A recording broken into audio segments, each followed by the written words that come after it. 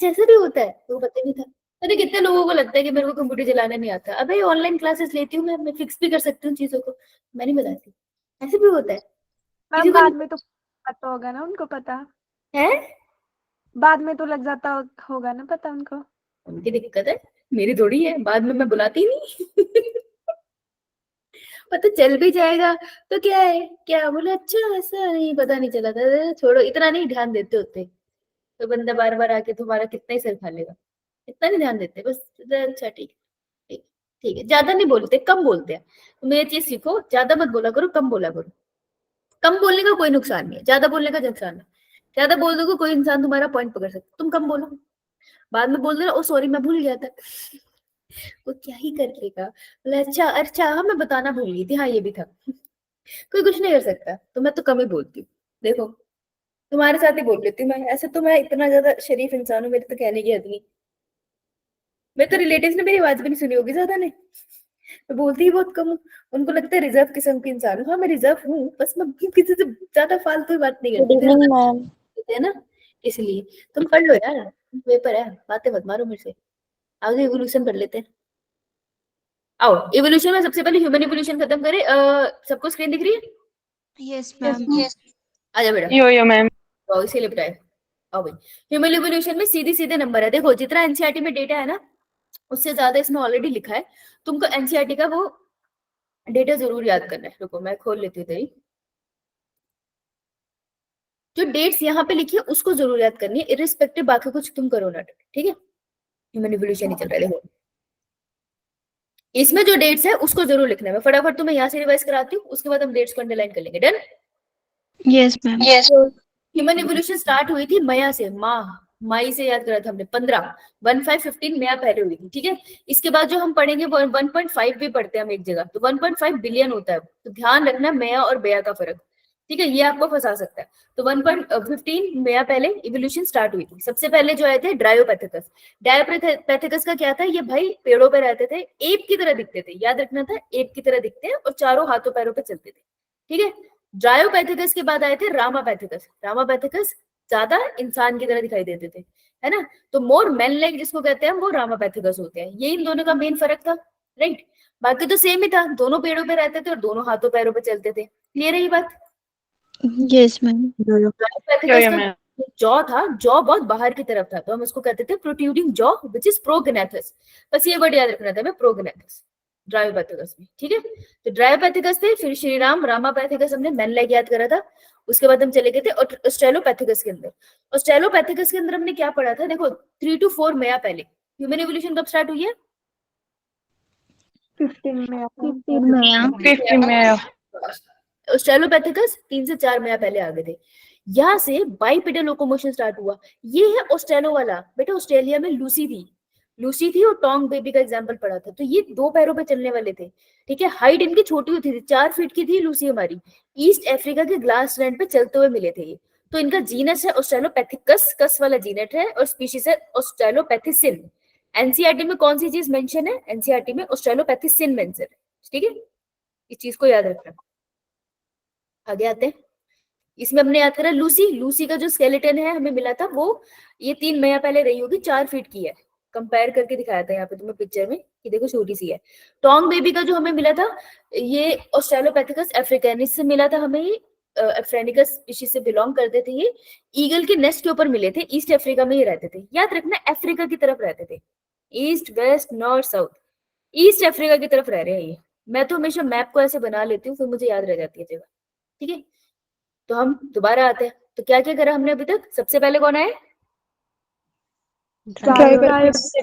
ड्रायोपैथिकस। रखना है कि उसमें कौन है, ये कहाँ रहते हैं? मैम क्या बोला? कहाँ रहते हैं? आर्बोरियल। आर्बोरियल की तरह ज्यादा दिखते हैं, apps like. Apps like. Apps like, right. उसके बाद है रामापैथिकस। रामापैथिकस किस जगह ज्यादा दिखते हैं? Man like.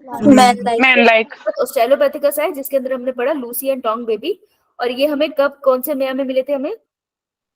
3 to 4 में। 3 to 4 में। ये कहाँ पे चलते होंगे हम अज्यूम कर सकते हैं? East Africa. Africa. East Africa नहीं अफ्रीका। अफ्रीका। गुटका थूक के बात किया कर। अफ्रीका जरा। अब आएंगे होमो वर्ड। सबसे पहले होमिनिड मतलब होमो वर्ड वाले, है ना, ह्यूमन लाइक। तो सबसे पहले जो होमिनिड, देखो ह्यूमन लाइक है। अब तुम बोलोगे मैम रामापैथिकस मैन लाइक था, देखने में था, लेकिन मेन होमिनिड जिसमें ह्यूमन जैसे फीचर जिसने दिखाए थे, दैट वाज होमो हैबिलिस। अब आएंगे हमारे होमो हैबिलिस, हैबिलिस के बाद आएंगे हमारे होमो इरेक्टस। ठीक है, हैबिलिस थे सीधे साधे लोग, तो ये वो थे जो दो पैरों पे चल रहे थे और सीधे साधे, है ना, नॉनवेज नहीं खाते, वेजिटेरियन थे। यहाँ से क्रेनियल कैपेसिटी स्टार्ट हुई है, देखो एनसीईआरटी में क्रेनियल कैपेसिटी यहाँ से स्टार्ट हुई है 650 से 80। ठीक है, नेक्स्ट वाले में 900 से स्टार्ट हो जाएगी सीसी। ठीक है, बढ़ाते चले जाएंगे। तो क्रेनियल कैपेसिटी है, और ये टूल्स बनाते थे, तो टूल्स बनाते थे, लेकिन अभी भी फल फ्रूट खा रहे हैं ये। क्लियर? Yes, ma'am. और फर्स्ट होमिनिड, Yeah, मैम। फिर आते हैं होमो इरेक्टस। इसका स्केलेटन मिला था हमें कहाँ? अफ्रीका में। ये वो पहले थे इरेक्टस, सीधे हुए, उन्होंने बस्ते टांगे और ये अफ्रीका से बाहर चले गए थे ना। ये फर्स्ट थे जिन्होंने अफ्रीका को लीव किया था। इनको जो स्केलेटन है वो हमें जावा के फिलीपींस में मिले, ये पूछ लेते हैं। ठीक है, these are known as Java man और पीकिंग मैन। जावा से मिले थे इसलिए इनको जावा मैन कह देते हैं। क्रेनियल कैपेसिटी पीछे वालों की थी 650 से 800, है ना, लिख देते हैं 650 से 800 सीसी। इसकी क्रेनियल कैपेसिटी कितनी होगी? 900 सीसी। फैमिली सिस्टम इन्होंने डेवलप करा था, और ये कैनिबलिज्म भी शो करते थे, मरे हुए अपने मेंबर्स को खा जाते थे, लेकिन ये परिवारों में रहना स्टार्ट कर दिया था। होमो इरेक्टस थे, ये जावा मैन का एक स्केलेटन है। उसके बाद आ गया हमारे पास होमो इरेक्टस के बाद होमो इरेक्टस से दो लाइनों का जन्म हुआ था, होमो सेपियंस निएंडरथैलिस एंड होमो सेपियन फोजालिस या क्रो मैग्नन मैन। होमो सेपियंस निएंडरथैलिस जो थे उनकी 1400 सीसी उनकी क्रेनियल कैपेसिटी थी, ये एनसीईआरटी में लिखा है। तो सबसे पहली क्रेनियल कैपेसिटी कौन सी पढ़ी तुमने? Homo. कितनी बड़ी? 650 to 800 cc। बाद उसके बाद कितनी कैपेसिटी बढ़ी? 900 उसके बाद 900 1400 40 तीन क्रेनियल कैपेसिटी तुमको याद रखनी है, एनसीईआरटी मेंशन करती है। होमो सेपियन निएंडरथैलिस मर गए, एक्सटिंक्ट हो गए। होमो सेपियन फोजालिस और क्रो मैग्नन मैन से फाइनली होमो सेपियन सेपियन यानी हमारा जन्म हुआ। क्लियर? Yes, ma'am. होमो निएंडरथैलिस की बात करें तो ये अपनी बॉडी को कवर करते थे, कपड़े पहनते थे। इन्होंने रिलीजन शो करा, जर्मनी में इनके फौजे में थे। 1400 सीसी इनकी क्रेनियल कैपेसिटी है, ज्यादा कुछ नहीं है। होमो सेपियन सेपियन की बात करें तो हमारी कितनी है यार? 14 से ज्यादा होगी ना। तो 1350 से लेकर 1650 सीसी के बीच में हमारी क्रेनियल कैपेसिटी होती है। अगर ऑर्डर भी याद है ना तो तुम उसको कवर कर ही लोगे। ठीक है, तो एक बार फटाफट मुझे बता दो, सबसे पहले कौन है? Drive. Dryopithecus किसकी तरह दिखते थे? Apes like. apes like Ram. Ram arboreal arboreal. चलते कैसे थे? क्वाड्रीपेडल, हाथों पैरों पे चलना है, क्वाड्रीपेडल। ड्रायोपैथिकस के बाद कौन है? Ramapithecus किस तरह दिखते हैं? man like technically human like, पर for some reason text books हम औरतों को इज्जत नहीं दे रही है, लेकिन हम तो देंगे, ह्यूमन लाइक नहीं देंगे। क्या हमारा कोई पॉइंट ऑफ व्यू नहीं है क्या? मैन लाइक क्या? कहाँ रहते थे? चलते कैसे थे?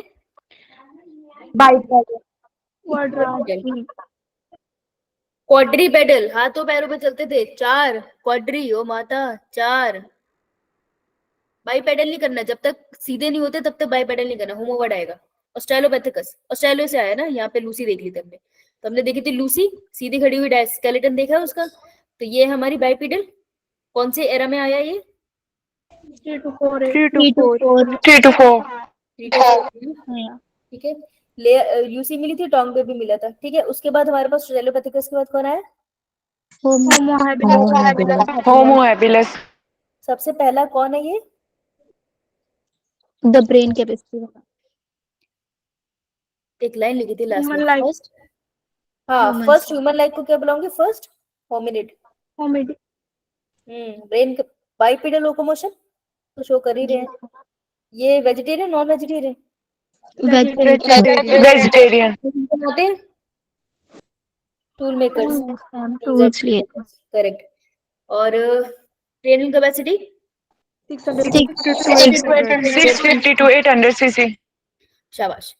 उसके बाद होमो हैबिलिस के बाद Homo Homo erectus सीधे हो गए भाई साहब, बहुत बढ़िया। सीधे हो गए तो निकल जाएंगे, कहाँ चले गए? ईस्ट अफ्रीका से बाहर। ईस्ट अफ्रीका से बाहर निकले ये। इनका जो हमें स्केलेटल मिला है वो जावा केव से है, ठीक है। जावा मैन भी कहते हैं इसको और पीकिंग मैन भी कहते हैं इसको। इन्होंने फैमिली सिस्टम स्टार्ट किया। Cranial capacity 900 900 cc. Homo erectus के बाद किसको दो जन्म हुआ? होमो नेट neanderthalensis and Homo erectus, Cro-Magnon man. Homo sapien fossil. हाँ, होमो सैपियन फोसिलिस और क्रो-मैग्नेट मैन। निएंडरथैलिस की क्रेनियल कैपेसिटी 1400। क्रो-मैग्नेट से हमें आगे आया होमो सेपियन सेपियन। होमो सेपियन सेपियन की क्रेनियल कैपेसिटी लगभग 1650 लगभग 1650 सीसी। क्लियर? Yes ma'am. बस यार इतना ही है। वैसे यहाँ बहुत कुछ लिखा है, चाहो तो पढ़ सकते हो, इतना ही है। हाँ बेटा बोल। आपने बीच में एक और बताया था जिसकी ह्यूमन से ज्यादा थी। क्रो-मैग्नेट तुम नहीं, ह्यूमन से ज्यादा तो नहीं थी। ये आता है ना इसमें भी लिखा लग रहा है तुझे, जो हमारे पास निएंडरथैलिस है ना, ये होमो सेपियंस है। देख होमो सेपियन की 350 सीसी से लेकर 1650 है ना, तो निएंडरथैलिस किसको फिक्स है ना 1400 सीसी। तो फिर ये निएंडरथैलिस किससे ज्यादा होगी ना किसी जगह। ये था एक्चुअली, इनके बीच में बहुत आते हैं लेकिन आपके सिलेबस में नहीं है इसलिए हम करते नहीं। आते बहुत है अभी, ये हाफ इन्फॉर्मेशन है सिर्फ। चलो ओरिजिन ऑफ लाइफ पे आ जाओ। Yes ma'am. Yo, ma'am. कल कौन सा चैप्टर करना चाहोगे? Human genetics. Molecular basis of inheritance. Molecular basis of inheritance सुबह सुबह कर ले, खत्म। Yes ma'am. Yo, ma'am. ठीक है, सुबह सुबह कितने बजे रख लूं? 8 मैम 7 बजे। मैम थोड़ी जल्दी रख लेना। बेटा एक काम कर लेते हैं ना, पानी पी के आती हूँ मैं, अभी रख लेते हैं। यो मैम इसमें रख लेते हैं। अरे तुम्हारी फिजिक्स क्लास नहीं होती क्या? मैम 10 बजे रखना सुबह। क्या? 10 बजे रखना बोला। मैम थोड़ी जल्दी रखना प्लीज। अरे तुमको ऐसा नहीं लगता कि मेरी भी थोड़ी जिंदगी है कि तुम मार मैम दो? बजे रखना मैम, सोना भी होता है हमने। अच्छा तूने सोना होता है और मैं यहाँ जगराता करूं? है कभी सेल्फिश औरत मेरे बारे में नहीं सोचेगी। ऐसे नहीं तुमको लगता कि मैं तुम्हारी क्लास रख के मैं भी कहीं बात बात कर सकती हूँ? नहीं, मेरी जिंदगी में तुम ही बचे हो। बताओ। Yes ma'am. मैम हमारी इसी टाइम जिंदगी पे में आप और आपकी जिंदगी में सिर्फ हम हैं। क्या? इतनी गलत फहमी क्यों है तुझे?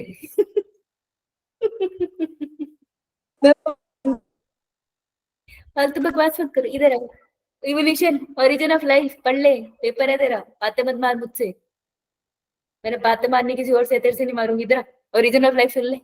याद करने वाली चीजें हैं। धरती बनी थी ना, बिग बैंग थ्योरी सबको पता है, लेकिन क्या नहीं गलत क्या होता है वो ये कि जब धरती प्रिमिटिव धरती थी, अर्थ थी प्रिमिटिव वाली, हॉट थी, ये सबको पता है।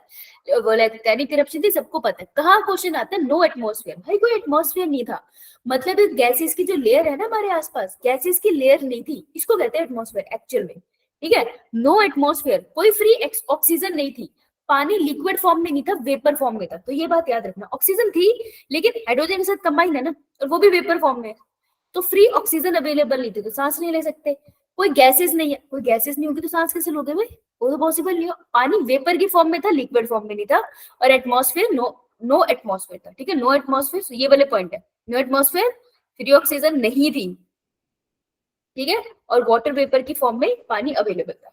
ये याद रहेगा।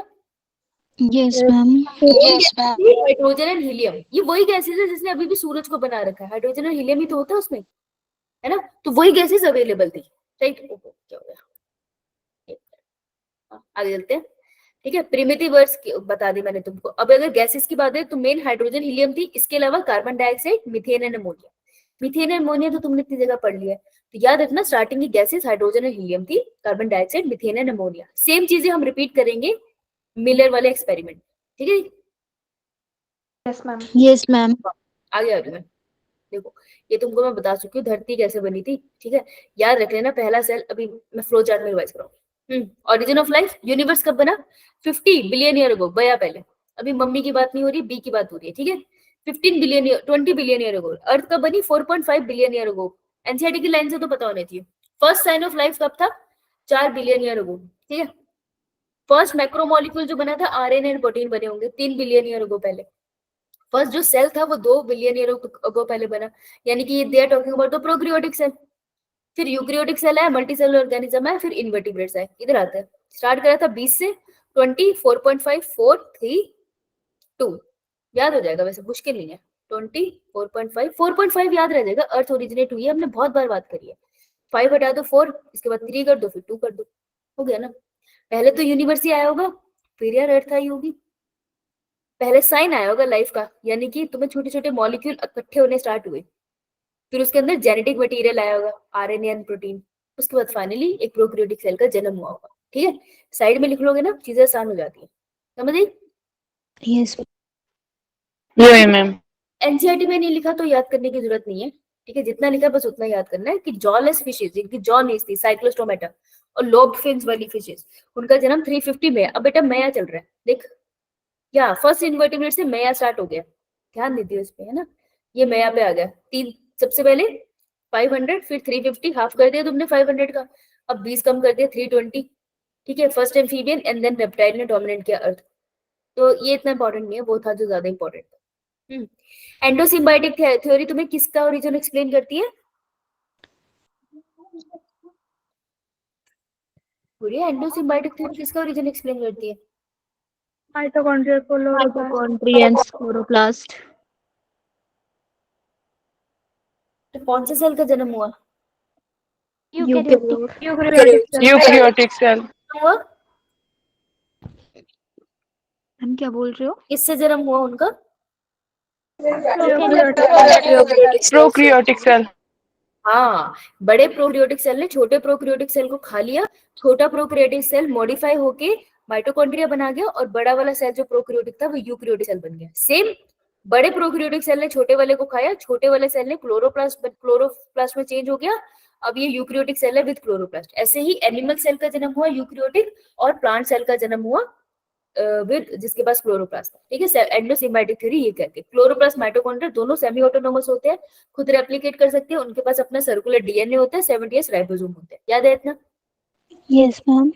अब Yeah, ma'am. Theory of special creation. ठीक है, जिसने दी नहीं जानना, नहीं पूछते, लेकिन वो पूछते फैलाई किसने थी, किसने बनाई फैलाई थी इसको दुनिया में? फादर, हाँ फादर जुरेस, इन्होंने फैलाई थी। ये कह रहे थे जो जैसा आया वही वैसा आया, है ना। 7 दिनों में पूरी दुनिया का जन्म हो गया, ये कहते थे ना, 7th day the earth was completely form, ऐसे था। Yes ma'am. ठीक है, तो ये बाइबल बेस्ड थ्योरी है। ठीक है, ज्यादा सपोर्टर नहीं है इसके। थ्योरी ऑफ एबायोजेनेसिस, एबायोजेनेसिस भी कुछ भी कह रही थी, किसने दी थी? वॉन हेममॉन्ट। अरे हेलमेट पहना था, बोलते थे हेलमेट पहना था इन्होंने, टी शर्ट पहनी थी, फिर उन्होंने अपनी पसीने से भरी हुई टी शर्ट हेलमेट पहन के रनिंग करने गया। ठीक है, अपनी साइकिलिंग करने गया, फिर आए इन्होंने अपनी टी शर्ट को फेंक दिया, उस टी शर्ट के ऊपर 21 दिनों के बाद, देखो 21 दिनों धोए नहीं इन्होंने, 21 दिनों के बाद चूहे निकल आए। उन्होंने कहा नॉन लिविंग थिंग से लिविंग थिंग का जन्म हो जाता है स्पॉन्टेनियसली। वर्ड याद रखना था, spontaneous. Life originate spontaneously from non living matter, ये इन्होंने कहा। Spontaneously was the wrong word, एकदम से थोड़ी जन्म हो जाता है, ये तो लाखों सालों का प्रोसेस है। ठीक है, तो ये इनकी बात गलत होगी थी। क्लियर? याद आया? Yo ma'am. इनकी बात किसी ने नहीं मारा। फिर हम बायो थ्योरी ऑफ बायोजेनेसिस, प्लेंजी एंड पास्चर और रेड्डी ने दी थी, जिसमें हम सबसे ज्यादा एक्सपेरिमेंट करते हैं, swan experiment. Theory of biogenesis mainly रे रे रे थ्योरी ऑफ बायोजेनेसिस हक्सले ने दी थी। उसके ऊपर फिर आगे एक्सपेरिमेंट करके ए बायोजेनेसिस को रॉन्ग प्रूफ करने वाले रेड्डी, स्प्लेंजी एंड पास्चर थे। सॉरी, बायोजेनेसिस हक्सले ने दी थी। ठीक है, तो पास्चर का एक एक्सपेरिमेंट फेमस है जिसको अपन बुलाते हैं स्वान एक्सपेरिमेंट। ये कह रहे थे ए बायोजेनेसिस क्या कहती थी कि नॉन लिविंग थिंग से लिविंग थिंग का सडनली जन्म हुआ है, ये अगेंस्ट थे इसके। इन्होंने एक मीडियम लिया, उसके अंदर शुगर डाल दी, यानी कि खाना, पानी डाल दिया, मीडियम दे दिया और लिविंग यीस्ट डाल दिया, इसको गर्म कर दिया। जैसे गर्म करते गए यीस्ट अल्टीमेटली मर गया। ठीक है, अब ये तो डेड है ना, डेड ऑर्गेनिज्म से तो लिविंग ऑर्गेनिज्म का जगह जन्म हो जाना चाहिए था।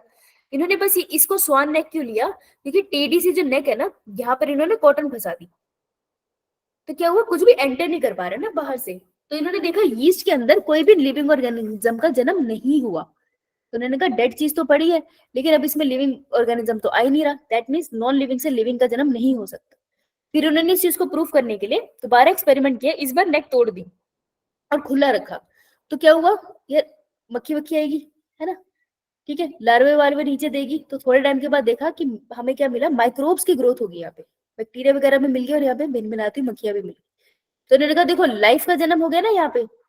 पहले जब मैंने सब कुछ बंद कर रखा था, लाइफ डेड ऑर्गेनिज्म से नहीं जन्मी, लेकिन जब मैंने कुछ खोला तो लाइफ का जन्म यहाँ हो गया। इससे पता चलता है कि डेड ऑर्गेनिज्म से लाइफ का जन्म नहीं हो सकता, पर कोई लिविंग चीज ही है जिसने लाइफ को जन्म दिया।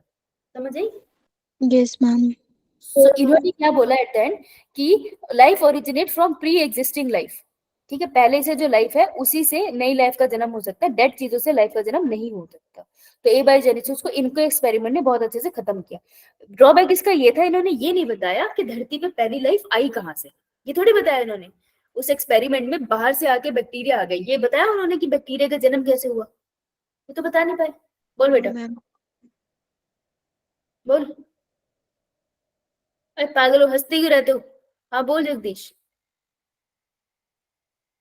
बेटा मैंने कितनी बार बोला भाग पी के मत आया करो क्लास में। अब देखे फोन पे सर रख के सोगी, ए इसका हैंड रेज है ये। मत क्या करो ऐसी चीजें ना, क्लास खत्म होगी उसके बाद पीना। मना किया मैंने, है ना। मुंह चक के चले मत जाना पीने, ठीक है। और अगर जाओ तो भाई मैंने नहीं बोला, तो मैं बता दूं, ये जो जितने लोग यूट्यूब पे देख रहे हैं, मैं ऐसे कोई भी धूम्रपान का सेवन और किसी भी तरीके की नशा को सपोर्ट नहीं करती। ये बच्चे पागल है, मेरी गलती नहीं है, मुझे मत बोलना, ठीक है। मैंने सोचा मैं अपना नाम क्लियर कर लूं। कॉस्मिक थ्योरी इनका अलग लॉजिक है, कह रहे हैं कह रहे बाहर धरती के बाहर से जिंदगी आई थी। मतलब ये कहना चाहते हैं कि बाहर के लोगों की भी जिंदगी हमने बर्बाद कर दी धरती पे। Some spores came from the other outer space into the earth, या फ्लरिश होके उन्होंने पूरी धरती बसा दी। ये वो सारी जो मूवीज होती है ना कॉमिक बेस्ड, ये सबको जस्टिफाई करती है कि बाहर की दुनिया से लोग आए और उन्होंने एक पूरे प्लेनेट को बसा दिया। कॉस्मिक थ्योरी इसी के अंदर हम पढ़ते हैं। पैंसपर्मिया कॉस्मिक थ्योरी के अंदर पढ़ते हैं कि लाइफ ना बहुत सारी लोकेशन पे एग्जिस्ट करती है यूनिवर्स में, ठीक है, बहुत सारी लोकेशन पे एग्जिस्ट करती है, वहीं से कहीं पे धरती पर भी आई होगी। इसका प्रूफ है मेटेरॉइड्स। मेटेरॉइड्स जो आके गिरते हैं क्या होते हैं, ये धरती घूम रही है, धरती के आसपास पत्थर भी तो होते हैं, तो पत्थर कभी ग्रेविटेशन की वजह से धरती पे आ जाते हैं, और ग्रेविटेशनल फोर्स उसको इतना पुल करता है कि ये बहुत जोर से आके गिरते हैं। तब इसको हम बोलते हैं ना टूटता तारा। तारा नहीं होता, वो मेटेरॉइड्स होते हैं, पत्थर के गोले ही होते हैं, राइट। तो जब हम इसको रिसर्च करके देखा ना, तो इसके अंदर वो सब चीजें मिली है जो एक लिविंग ऑर्गेनिज्म के अंदर मिलती है, इसके अंदर भी वो सब चीजें हैं। तो इसलिए हम मानते हैं कि यार हो सकता है ऐसा ही कुछ कभी धरती पे गिरा हो और उससे लाइफ का जन्म हो गया हो, पॉसिबिलिटी तो है। इसे कॉन्सेप्ट को पेंसिपर्मिया कहते हैं, समझ गई? मैम धरती मैम दोबारा बोल। मैम धरती इतनी टेढ़ी नहीं थी। क्या बेटा? मैम धरती इतनी टेढ़ी नहीं थी, टेडी? आपने बनाई ना। अरे अरे अरे अरे क्षमा चाहेंगे हम, ससुरा गोला सही नहीं बना हमसे। अरे अरे धरती माँ बुरा ना मान जाना और कहीं हिल मत जाना। अब मैं कहाँ कपड़े चेंज करके बाहर भागूंगी।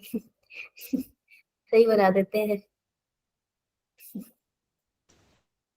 बड़ी मुश्किल से तो तुम्हारी क्लास में उठ के मेरे से मुंह सेट होता है।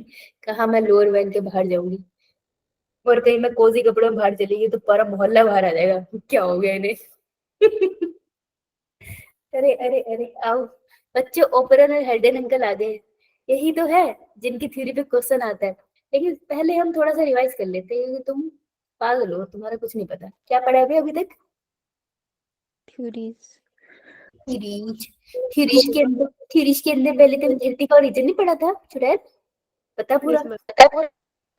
Yes, ma'am. अब तो बता धरती का कब पैदा हुई थी? 20 billion years ago. 20 billion years ago. 4.5 billion years ago. 4.5 billion years ago. भगवान मेरे को नहीं जीवा, मुझे उठा ले। मैम क्यों? 20 बिलियन ईयर अगो पहले धरती का जन्म हुआ था, यूनिवर्स का हुआ था यार। Ma'am Universe. बोला ना हमने। Universe. हाँ तो फिर भगवान जी मेरे को उठा लो, मेरे को नहीं लेनी क्लास। ये कुछ भी कर रहे हैं। आप उठा लो, आप नरक में भेज देना, कोई चक्कर नहीं, मेरे पकोड़े बन जाए चलेगा। लेकिन मेरे को ये पाखंड नहीं करना। क्या है यार। 20 भैया। पहले बना था यूनिवर्स, फिर धरती कब बनी थी बे? 4.5 को 4.5 भैया. धरती धरती माँ का हुआ जन्म, फिर sign of life First sign of life. बेटा 4 था, 5 हटा दिया था ना हमने? यस 4 था ना? अबे 5 पे कैसे जाएगी? 4 पे कैसे है? किसका जन्म हुआ है? First. First sign of life. First sign of life. Sign of life. हाँ, फिर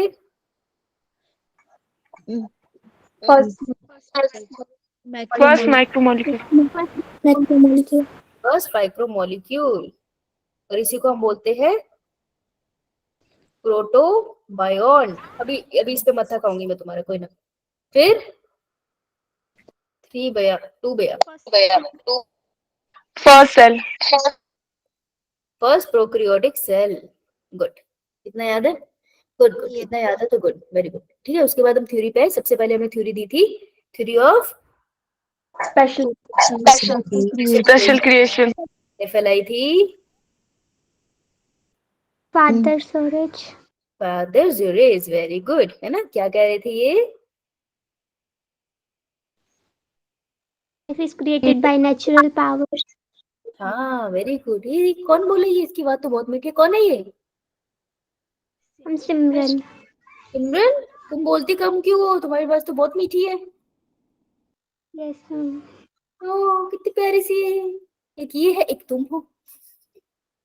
कैसे से तुम लोग, कितनी प्यारी बच्ची है। बेटा ज्यादा बोला कर, मजा आ गया तेरी बात सुन के। बताओ फिर सेकंड थ्योरी कौन सी है? Theory of spontaneous अरे this is also known as theory of spontaneous generation. सही बोल रही है, पूछ लो। अगर मैं नहीं बोल रही तो तुम पूछ लो, एक ही तो बात है। तो स्पॉन्टेनियस जनरेशन किसने दी थी बच्चों? Von Helmont. हाँ, हेलमोन। कैसे याद रखते हैं? इन्होंने हेलमेट पहना है ना। ये कह रहे थे कि नॉन लिविंग से किसका जन्म हो गया? Living. और कैसे हुआ Living. ये? Spontaneously Spontaneously. बोल रहे हैं, है ना? ये ज्यादा हो गया, है ना? फिर आए इनकी धज्जी उड़ा दी किसने? थ्योरी ऑफ बायोजेनेसिस किसने दी थी? Louis Pasteur. Huxley. और एक्सपेरिमेंटली किसने ए बायोजेनेसिस को गलत साबित करा है? Pasteur.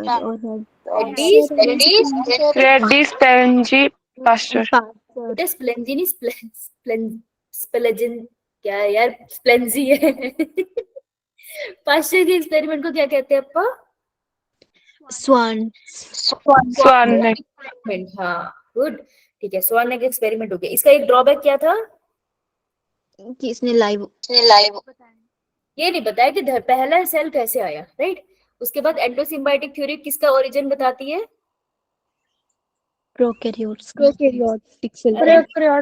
बोलो ना, यूकेरियोटिक सेल का ओरिजिन बताती है। अरे तुम क्लास के बीच में स्टार्ट हो गए, साइड में रखो उसको, क्लास पे ध्यान दो नलायको। आजकल के बच्चे बताओ, क्या हंस के रही है? क्या हंस रहे ढंग से? क्या होता है? अब मैं वैसे हंस रही हूँ यार।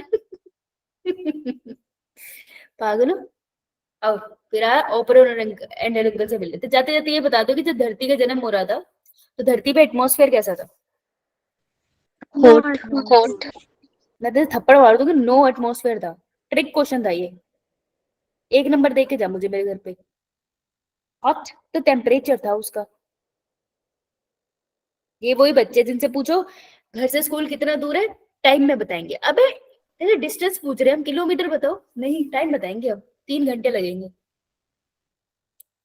बताओ, डिस्टेंस भी साला टाइम पे आता है। और यहाँ पर कौन सी gases available? Hydrogen, helium, carbon dioxide, ammonia, methane. मैंने वैसे सबके हिस्से का अकेले बोल ली। अब जब एटमॉस्फेयर ठंडा ठंडा होगा तो एटमॉस्फेयर कैसा हो जाएगा? रिड्यूसिंग।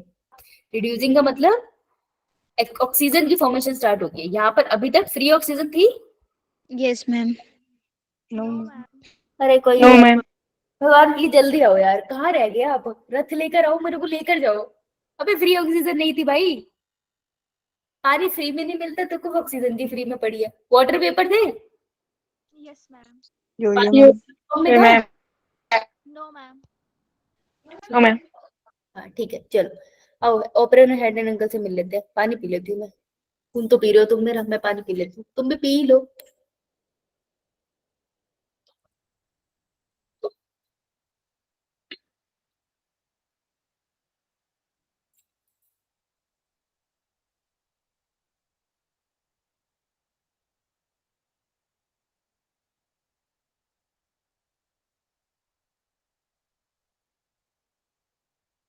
मैम आपकी आवाज नहीं आ रही। क्योंकि पानी पी रही हूँ ना मैं, पानी पीते पीते बोल नहीं सकती, मछली नहीं हूँ ना मैं। पानी ले रही हूँ, गले से निकल रहा है। मैम मछली भी नहीं बोलती है। हैं? तेरे को कैसे पता, तुम सुना है? मछली भी नहीं बोलती है। ये बोलती, बिल्कुल बोलती है। तूने कभी सुना नहीं, जो ब्लू व्हेल्स होती है वो गाने गाती है। Yes, no ma'am. बिल्कुल ब्लू व्हेल्स गाने गाती है, और उनकी फ्रीक्वेंसी को मशीन से कैलकुलेट किया जाता है। They sing song, 600 different type of songs they can sing, they communicate with each other in that way. इतनी सुरीली मछलियां हैं, तुम कह रहे हो मछली बात नहीं कर सकती, वो गाना गाने तक पहुंच गई है बेटा। कम मत समझो मछलियों को। आओ फिर इसी बात पे पढ़ लेते हैं कि क्या मैंने बादल बना रखे हैं। कभी अगर मैं खुद के लेक्चर देख के हंस देती हूँ कि क्या लिखा हुआ है ये, क्या कर दिया मैंने क्लास में। और फिर पढ़ लेते हैं। देखो ऑपरेटर हेल्डन का क्या है, थ्योरी तो एक साथ आएगी, फिर दो लाइनें पूछेंगे। एक पूछेंगे कि कोइसरवेट वो थे ना, वो दिए किसने थे। दूसरा पूछेंगे कि जो धरती था उसको गरम गरम सूप या है क्या खाने वाली बात किसने करी थी, है ना। तो ऑपरेटर हेल्डन में, जो हेल्डन है ना, वो बिल्कुल बढ़िया इंसान है। उनका एकदम हिंदुस्तानी दिल है, इंडिया में आके सेटल भी हो गए थे ये। तो जो हेल्डन थे उन्होंने कहा था कि धरती पता कैसी थी, ऐसा समझ लो बड़ा बड़ा गर्म सा सूप है। अब मेरे को पूरा विश्वास है खाना खाते हुए इनको थॉट आया होगा। ठीक है, तो गरम गरम हॉट बॉइल्ड सूप है, जो सारा पानी है वो समुद्री पानी है, और इसके अंदर जो अंदर बॉइल हो रहा है वो लाइफ है। धीरे धीरे मॉलिक्यूल एक दूसरे के पास आ रहे हैं और लाइफ ओरिजिनेट हो रही है। तो earth is a hot dilute soup, किसने कहा था? हेल्डन, है ना, हरी अंकल हमारे। ठीक है, इंडिया आ गए थे, याद रख लेना, लाइन इन्होंने कही थी स्पेसिफिकली। और ओपरन क्या थे? ओपरन ने कहा जो पहला पहला सेल बना होगा ना यार, उसका नाम होगा कोइसरवेट। मैं यहाँ क्यों लिखवा रही हूँ, ताकि तुम्हें इन दोनों का डिफरेंस याद रहे। तो उन्होंने मिलकर जो कॉन्सेप्ट दिया था, उन्होंने कहा था, ये सबसे ज्यादा माना जाता है कि ए बायोजेनेसिस फॉलोड बाय बायोजेनेसिस। उन्होंने कहा कि नॉन लिविंग से ही लिविंग का जन्म हुआ है। देखो हक्सले ने भी तो ये कहा था ना, नॉन लिविंग से लिविंग का जन्म हुआ है, लेकिन उसने एक्सप्लेनेशन सही नहीं दी कि गंदी टी शर्ट से लाइफ ओरिजिनेट होगी। That doesn't make sense, right. तो इन्होंने क्या कहा, दोनों थ्योरीज को कंबाइन करके लाइफ ओरिजिनेट होती है कि पहले एबायोजेनेसिस होती है, नॉन लिविंग मटेरियल बनता है जैसे कार्बोहाइड्रेट, प्रोटीन, लिपिड, फैट, उससे लाइफ का ओरिजिनेट हुआ है कि कार्बोहाइड्रेट, प्रोटीन और लिपिड एक साथ आए, उसने सेल की मेम्ब्रेन बनाई एंड अल्टीमेटली सेल ओरिजिनेट हुआ। समझ आई बात? Yes. देखो पहली Yeah, चीज, ma'am. देखो पहली चीज, ऑपरन एंड हेल्डन ने, तो उन्होंने मिलके क्या दिया था, ए बायोजेनेसिस फॉलोड बाय बायोजेनेसिस। ये था इनका ग्रुप प्रोजेक्ट। इंडिविजुअल प्रोजेक्ट क्या था इनका? इंडिविजुअल प्रोजेक्ट था, ऑपरन ने कहा था कोइसरवेट वर्ड, और हेल्डन ने कहा था हॉट डाइल्यूट सूप। समझ आई? हरी अंकल ने डाइल्यूट सूप की बात करी थी, याद रहेगा। Yeah, ma'am. पहले धरती कैसी थी सबको पता, हॉट थी, थंडर स्टॉर्म थे, कोई फ्री ऑक्सीजन नहीं थी, एटमॉस्फेयर था नहीं, रिड्यूसिंग सा इन्वायरमेंट हो रहा था। रिड्यूसिंग इन्वायरमेंट मतलब ऑक्सीजन बननी स्टार्ट हो रही है और वाटर वेपर एग्जिस्ट करते थे। जब धरती धीरे धीरे ठंडी हुई तो वहां पे बारिशें हुई। ठीक है, बारिशें 100 सालों तक बनी, जिससे बन गया हमारा थोड़ा समुद्र। अभी भी थोड़ी ठंडी हुई है, लेकिन गर्मी अभी भी है। समुद्री पानी भी उबल रहा है, जिससे इमेजिन समुद्र का पानी उबल रहा है, ये सोच के मेरे को घबराहट हो जाती है। मेरे को बीचेस याद आ जाते हैं कि भाई उबलते हुए पानी में कैसे लग रहे होंगे। है, चलो छोड़ो, आगे चलते हैं। तो इन्होंने क्या कहा कि ये जो पानी से उबल रहा था, धीरे धीरे ये भी ठंडा हुआ। जब ये ठंडा हुआ तो क्या हुआ, यह बता देती हूँ कि जब ये हॉट डाइल्यूट सूप धीरे धीरे कूल डाउन होने लगा, तो देखो यहाँ पे नीचे पत्थर ही तो है ना, तो इसके न्यूट्रिएंट भी तो अंदर गए होंगे ना बेटा।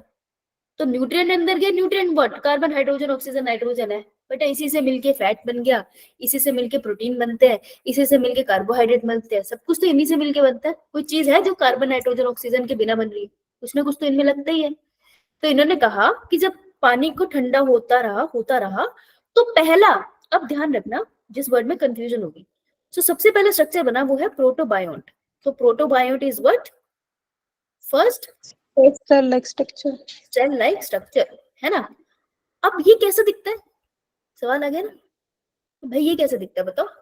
तो ये कैसा दिखता है वो दो लोगों ने एक्सप्लेन किया। एक थे हमारे ओपेरॉन और दूसरे हेल्डेन। नहीं, सैडने फॉक्स। Sydney fox. अरे भाई साहब आ गए आप थे यहीं? नो मैम अभी आया। अभी आया ना, वही कहूँ ना, एकदम से तूफान से कहाँ से आ गया, हवा चली, तेज पड़ा मेरी आंखों में, अरे तुम आ गई। Thank you ma'am. कहाँ था भाई, कहाँ मरा हुआ था, पढ़ लिया कर। मैम कुश्ती थी हमारे गांव में लगी हुई ना, वहां पे था मैं, फिर बारिश लग गई, मैं वहीं पे फंस गया, फिर अभी आया। ओहो, तू तो खुद ही कुश्ती लड़के आ रहा है नो मैम देख रहा था मैं। बेटे, बारिश से तो कुश्ती लड़के आ ही रहा है ना। यो मैम। अरे अरे क्रेडिट कैसे छोड़ दूं, मैं ले लूंगा। अरे परसों भी मेरी ऐसे तारीफ कर रहा था, बहुत इज्जत से बात कर रहा था मेरा एक दोस्त, आप करके, मैं इतनी इज्जत मत दे, मैं ले लूंगी इतनी इज्जत। ये वही बात है, इसने भी ले ली। बेटा तुम बहुत आगे जाओगे, अपने घर से पड़ोसी के घर तक जरूर जाओगे। इधर आओ। प्रोटोबायोट पहला सेल लाइक स्ट्रक्चर, लेकिन किंतु दिखता कैसे है? Is it look like Katrina Kaif और does it look like Jacqueline Fernandez? तो ऑपरेटर ने कहा इट लुक्स लाइक दिस। पूछू पूछू पूछू पूछू पूछू पूछू पूछू पूछू पूछू पू। किससे मिलके बना है ये? Carbohydrate plus protein, proteins. है ना। सेंटर में कहीं पानी वानी भी होगा, ये होगा, है ना। पानी पानी लिख दिया, तुम कंफ्यूज हो, है ना। कितने मैं इसको नाम दूंगा? प्रोटोबायोन तो जनरल नाम दे देना, सेल लाइक स्ट्रक्चर है। मैं कह रही हूँ सेल लाइक स्ट्रक्चर है, प्रोटोबायोन कह दिया हमने उसको। अब तुम हर कोई अपना अपना सेल का स्ट्रक्चर बना के आ रहे हो, तो हर सेल के स्ट्रक्चर का नाम अलग है ना, तो इसको उसने नाम दे दिया कोइसर वेट्स। तो बेटा व्हाट इज कोइसर वेट? पहले सेल लाइक स्ट्रक्चर है, तो फिर प्रोटोबायोन क्या है? अब प्रोटोबायोन पहले सेल लाइक स्ट्रक्चर को हमने जनरल नाम दिया है, और स्पेसिफिक स्ट्रक्चर बना के लाओगे तो उसको कोई नाम तो देंगे। समझ आई बात? यो मैम। फॉक्स ने कहा मैं भी बनाऊंगी सेल लाइक स्ट्रक्चर। पूछू पूछू पूछू पूछू पूछू पूछू पूछू पूछू पू। इनके में क्या क्या बना था? Protein plus lipid. Carbohydrates. Lipid, है ना। इन्होंने इसको क्या नाम दिया? माइक्रोस्फीयर्स। माइक्रोस्फीयर्स। शाबाश। दोनों ने दिए, बहुत लोगों ने दिए। अल्टीमेटली प्रोकैरियोटिक सेल का स्ट्रक्चर भी आया, जिसको तुम डिस्कस नहीं करते, पर ये दोनों याद रख लेना। Clear? Yes ma'am. Yo ma'am. आते हैं आगे। देखो रिमेंबर भी लिखा है मैंने बड़ा बड़ा। प्रिमिटिव हॉट ओशियनिक वाटर, इसको किसने कहा था? हेल्डन ने, हरी अंकल ने कहा था, याद रखिए। ठीक है। Yes ma'am. अब ऑपरेन हेल्डन ने जो कहा, ये मेरे को सबसे बढ़िया बात लगती है कि ऑपरेन और हरी अंकल जो थे, उन्होंने घर पे बैठे बैठे इतना इतना डीप सोच लिया ना। मतलब डीप थिंकिंग देख रहे हो तुम, कोई बैठा है अपने घर में अपनी लैब में, इतना गहरा सोच गए कि धरती का ओरिजिन बता गए। मतलब सच में यार, इसको कहते हैं रिसर्च ना, कि अपनी इमेजिनेशन से करके। जैसे आइंस्टाइन जो थे अपनी इमेजिनेशन से तो करते थे, वो अपना छोटा सा काम था, अपना एकदम मिनियल जॉब ले रखी थी उन्होंने, मिनियल सी जॉब थी उनकी, वो 2-3 घंटों में निपटा लेते थे। फिर वो खिड़की के पास बैठते थे और बाहर देखते थे, एंड फिजिक्स को बाहर इमेजिन करते थे। देखो ऐसा वो कहते हैं तो हम मान लेते हैं, मुझे पता नहीं कैसे करा उन्होंने, है बाहर देखते थे वो, और वो वहां से देख के इमेजिन कर रहे थे कोई चीज नीचे जा रही है, ऊपर जा रही है, क्या एंगल बन रहा है, सब कुछ। तो that's a very big research. देखो ऑपरेन हेल्डन की बात ही बड़ी बढ़िया थी कि उन्होंने सब कुछ इमेजिन किया, तब थोड़ी कोई डेटा था इस तरीके का। लेकिन साइंस में ना मानते नहीं है जब तक कोई रिसर्च करके ये प्रूफ ना कर दे। एक्सपेरिमेंटल प्रूफ चाहिए। जब एक्सपेरिमेंटल प्रूफ आता है ना, तभी वो नोबेल प्राइज में मिलता है, और तभी दुनिया मानती है, और तभी बुक्स में छपता है। तो ऑपरेन एंड हेल्डन के कॉन्सेप्ट को जज किया एक्सपेरिमेंटली, किसने टेस्ट करा? हमारे यूरे मिलर एक्सपेरिमेंट। ठीक है, यूरे और मिलर इसमें क्या थे, जो वो रिसर्च स्कॉलर थे। तो उन्होंने क्या किया, एक उन्होंने कहा कि जो प्रिमिटिव अर्थ है उसकी कंडीशन हम अपने लैब में बनाएंगे। ठीक है, मान लो आज हम सोच रहे हैं हम अपने कमरे में बनाएंगे, राइट। तो कितने दिन का प्रोसेस रहेगा? 18 दिन का, राइट। मतलब आज स्टार्ट करेंगे, लेट से 1 मई को स्टार्ट कर रहे, तो कब खत्म हो जाएगा? 18। 18। राइट। 18 मई को खत्म हो जाएगा। कौन कौन सी गैसेज यूज करेंगे? जो पहले थी, हाइड्रोजन थी, हीलियम नहीं ले रहे हम, फ्लेमेबल हो जाएगी। हाइड्रोजन थी, मीथेन थी, अमोनिया थी और वाटर वेपर थी। वाटर वेपर है, पानी मत डाल देना, क्योंकि पानी थोड़ी था पहले, वाटर वेपर थे ना। और करंट अपन लेंगे, ठीक है, क्योंकि हमें वो भी तो दिखाना है। उस टाइम पे थंडरस्टॉर्म होते थे, तो हम भी करंट लेंगे। हम लेंगे 7500 मिलीवॉट, सॉरी 7500 वॉट्स का। ये वैल्यू याद रख लेना। टेम्परेचर कितना ले रहे हैं? 800 डिग्री सेल्सियस, समझ रहे हो? तो 100 डिग्री सेल्सियस तो यही हो रखा है, 800 डिग्री सेल्सियस ही लेंगे, राइट। तो ये वैल्यूज याद होनी चाहिए। ये डेटा इंपॉर्टेंट है, लिखो इसको जरा, नहीं लिखा हुआ तो जल्दी जल्दी।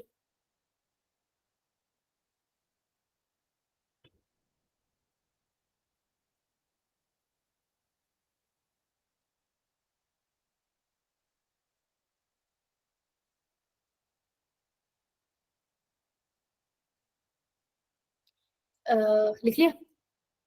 Yes, ma'am. देखो यार, तुमने ये वाला बिस्किट खाया जिसमें से डब्बे बने हुए हैं? खाया यस कि? मैम। यार कितना सही एक्सपेरिमेंट है ना। सोचो दूध में डिप करते तो दूध आ जाता है इसके अंदर, मस्त बन जाता है ना कटोरिया से। हंस के रहे हो यार, सीरियसली बहुत सीरियस बात है। हद हो गई। चलो आगे चल लेते हैं फिर। ये देखो, खोलो इसको, है एक्सपेरिमेंट खोलो।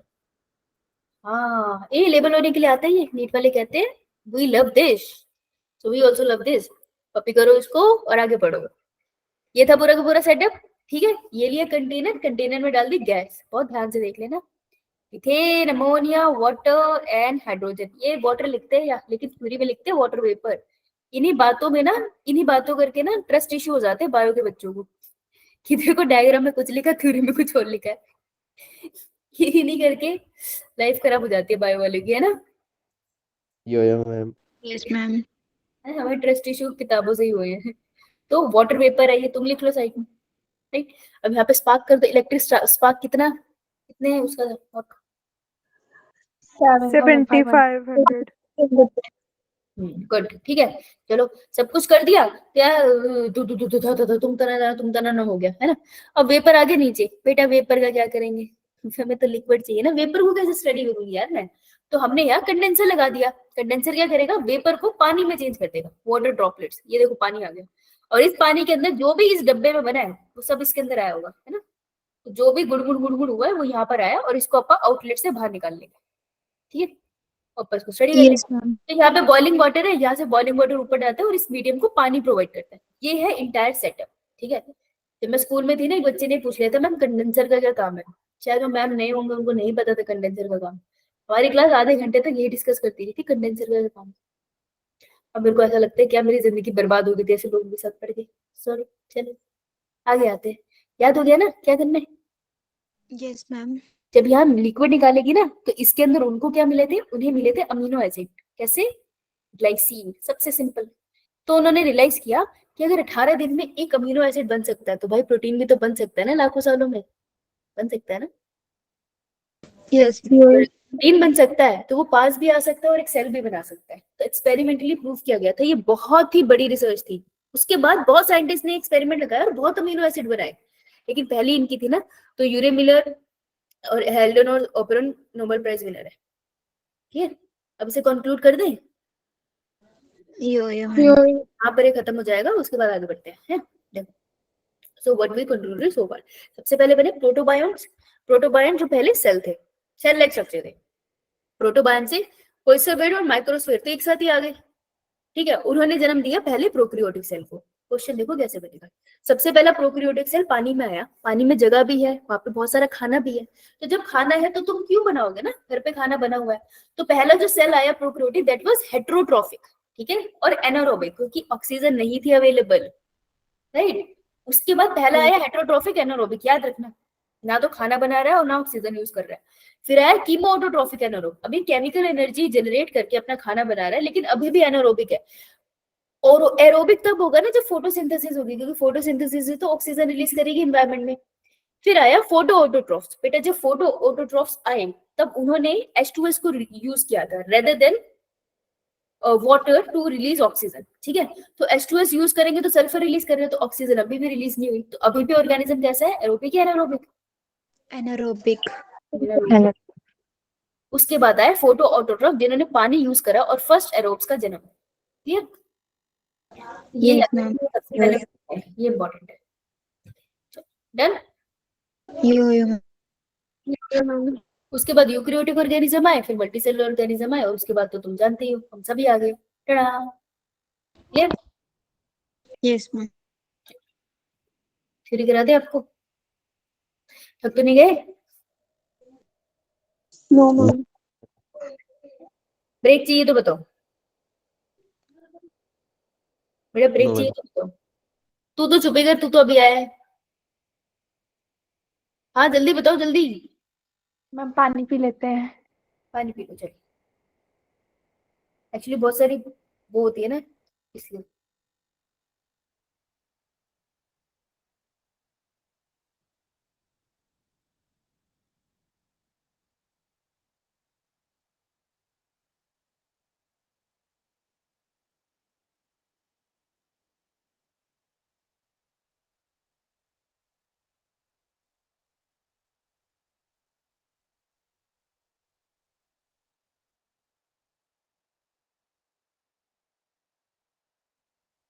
तान्या का मैसेज आया, मैम आज क्लास होगी। हाँ तान्या, आज क्लास होगी।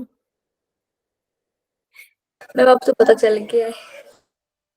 फिर 5 मिनट लो, मैं 1 मिनट और हो जाते।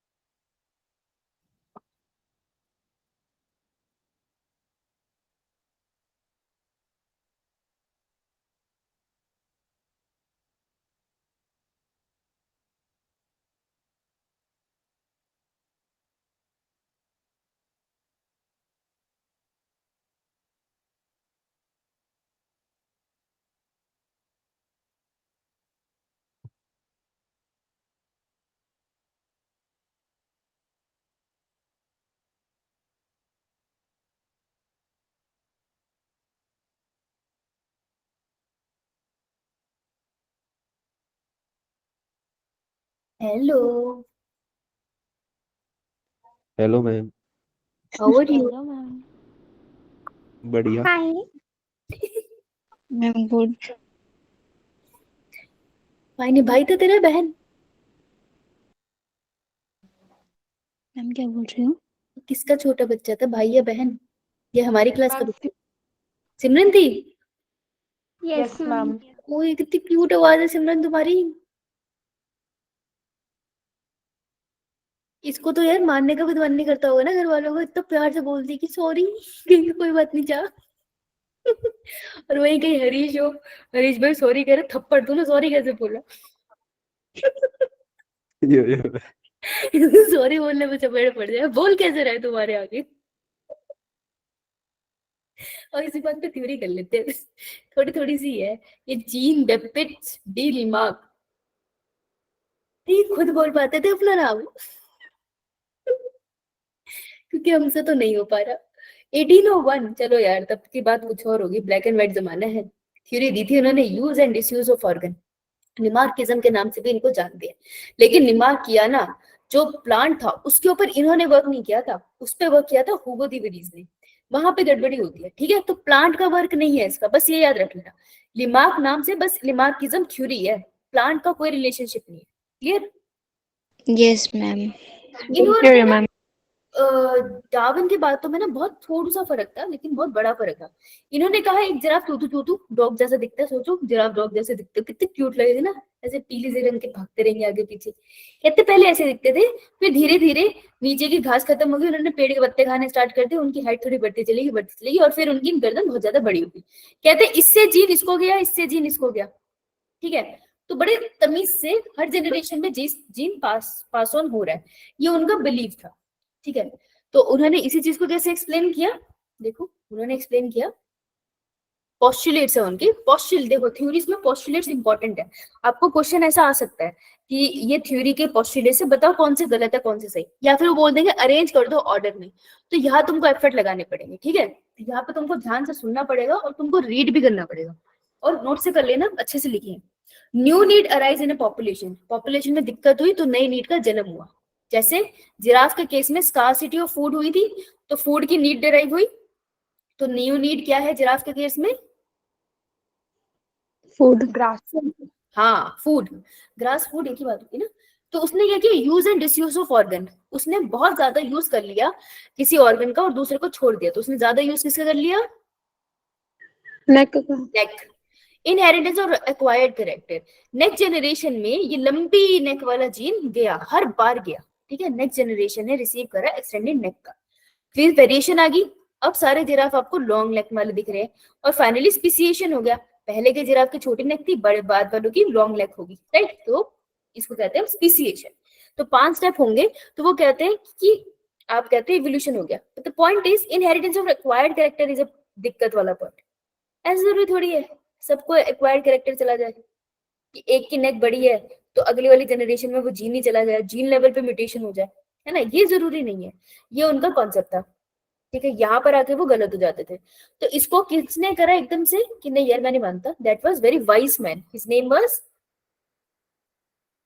अगस्त में पैदा हुए थे, अगस्त विजमैन, क्या हुआ तुम, इन्होंने रिजेक्ट किया। इन्होंने कहा, इन्होंने चूहा लिया, उसकी पूंछ काटी, मेटिंग कराई, जब बच्चे पैदा हुए उनकी पूंछ थी, ये ऐसे करते रहे, हर जनरेशन में पूंछ काटते रहे। उन्होंने कहा मैंने पूंछ काटी, डिसयूज करा ना ऑर्गन का, येट अगली जनरेशन के पास वो ऑर्गन है, दैट मीन्स जरूरी नहीं है कि जो मैं इस जनरेशन में कर रहा हूँ नेक्स्ट जनरेशन में पास ऑन हो। तो इन्होंने रिजेक्ट कर दी थी रिमार्क की थ्योरी। समझ आई?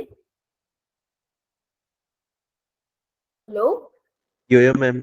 मेरा थप्पड़ क्लास में चुप हो जाओगे तो मुझे लगेगा नहीं चले गए, यो मैम। करते हो मेरे साथ ऐसा? Ma'am, इधर ही. अच्छा, समझ आ गई तेरे को पोस्टुलेट्स? मैं इस पे वापस आऊंगी जब मैं डार्विन समझाऊंगी, समझ आया या नहीं जल्दी बता।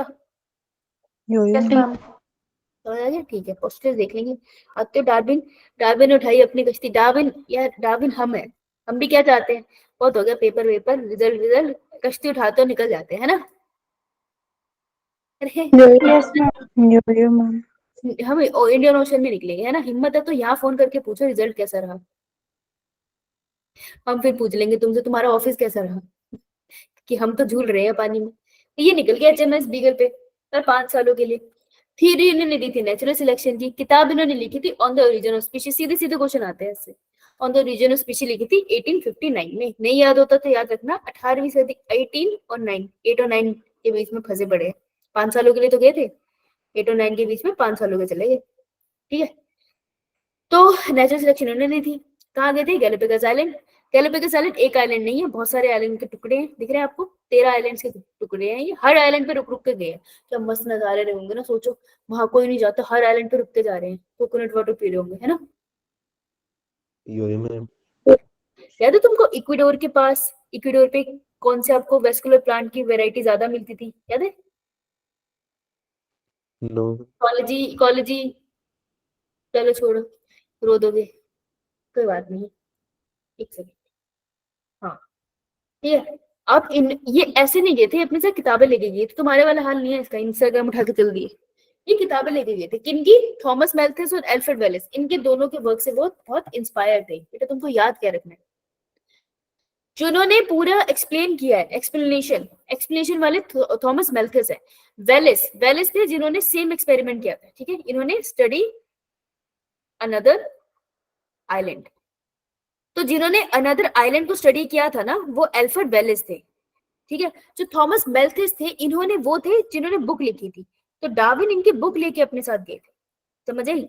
और एल्फ्रेड वेलेस के काम से वो इंस्पायर होके उन्होंने उसके साथ काम पब्लिश किया था। तो जब वो देखो थॉमस वेल्थस की बुक लेके गए थे, इसको वो पढ़ते रहे थे और इवोल्यूशन के बारे में सोचते रहे। जब वो वापस आए तब एल्फ्रेड वेलेस ने उनको लेटर लिखा कि मेरी रिसर्च भी ऐसी है, और इन्होंने मिलके अपना वर्क को पब्लिश किया, ठीक है।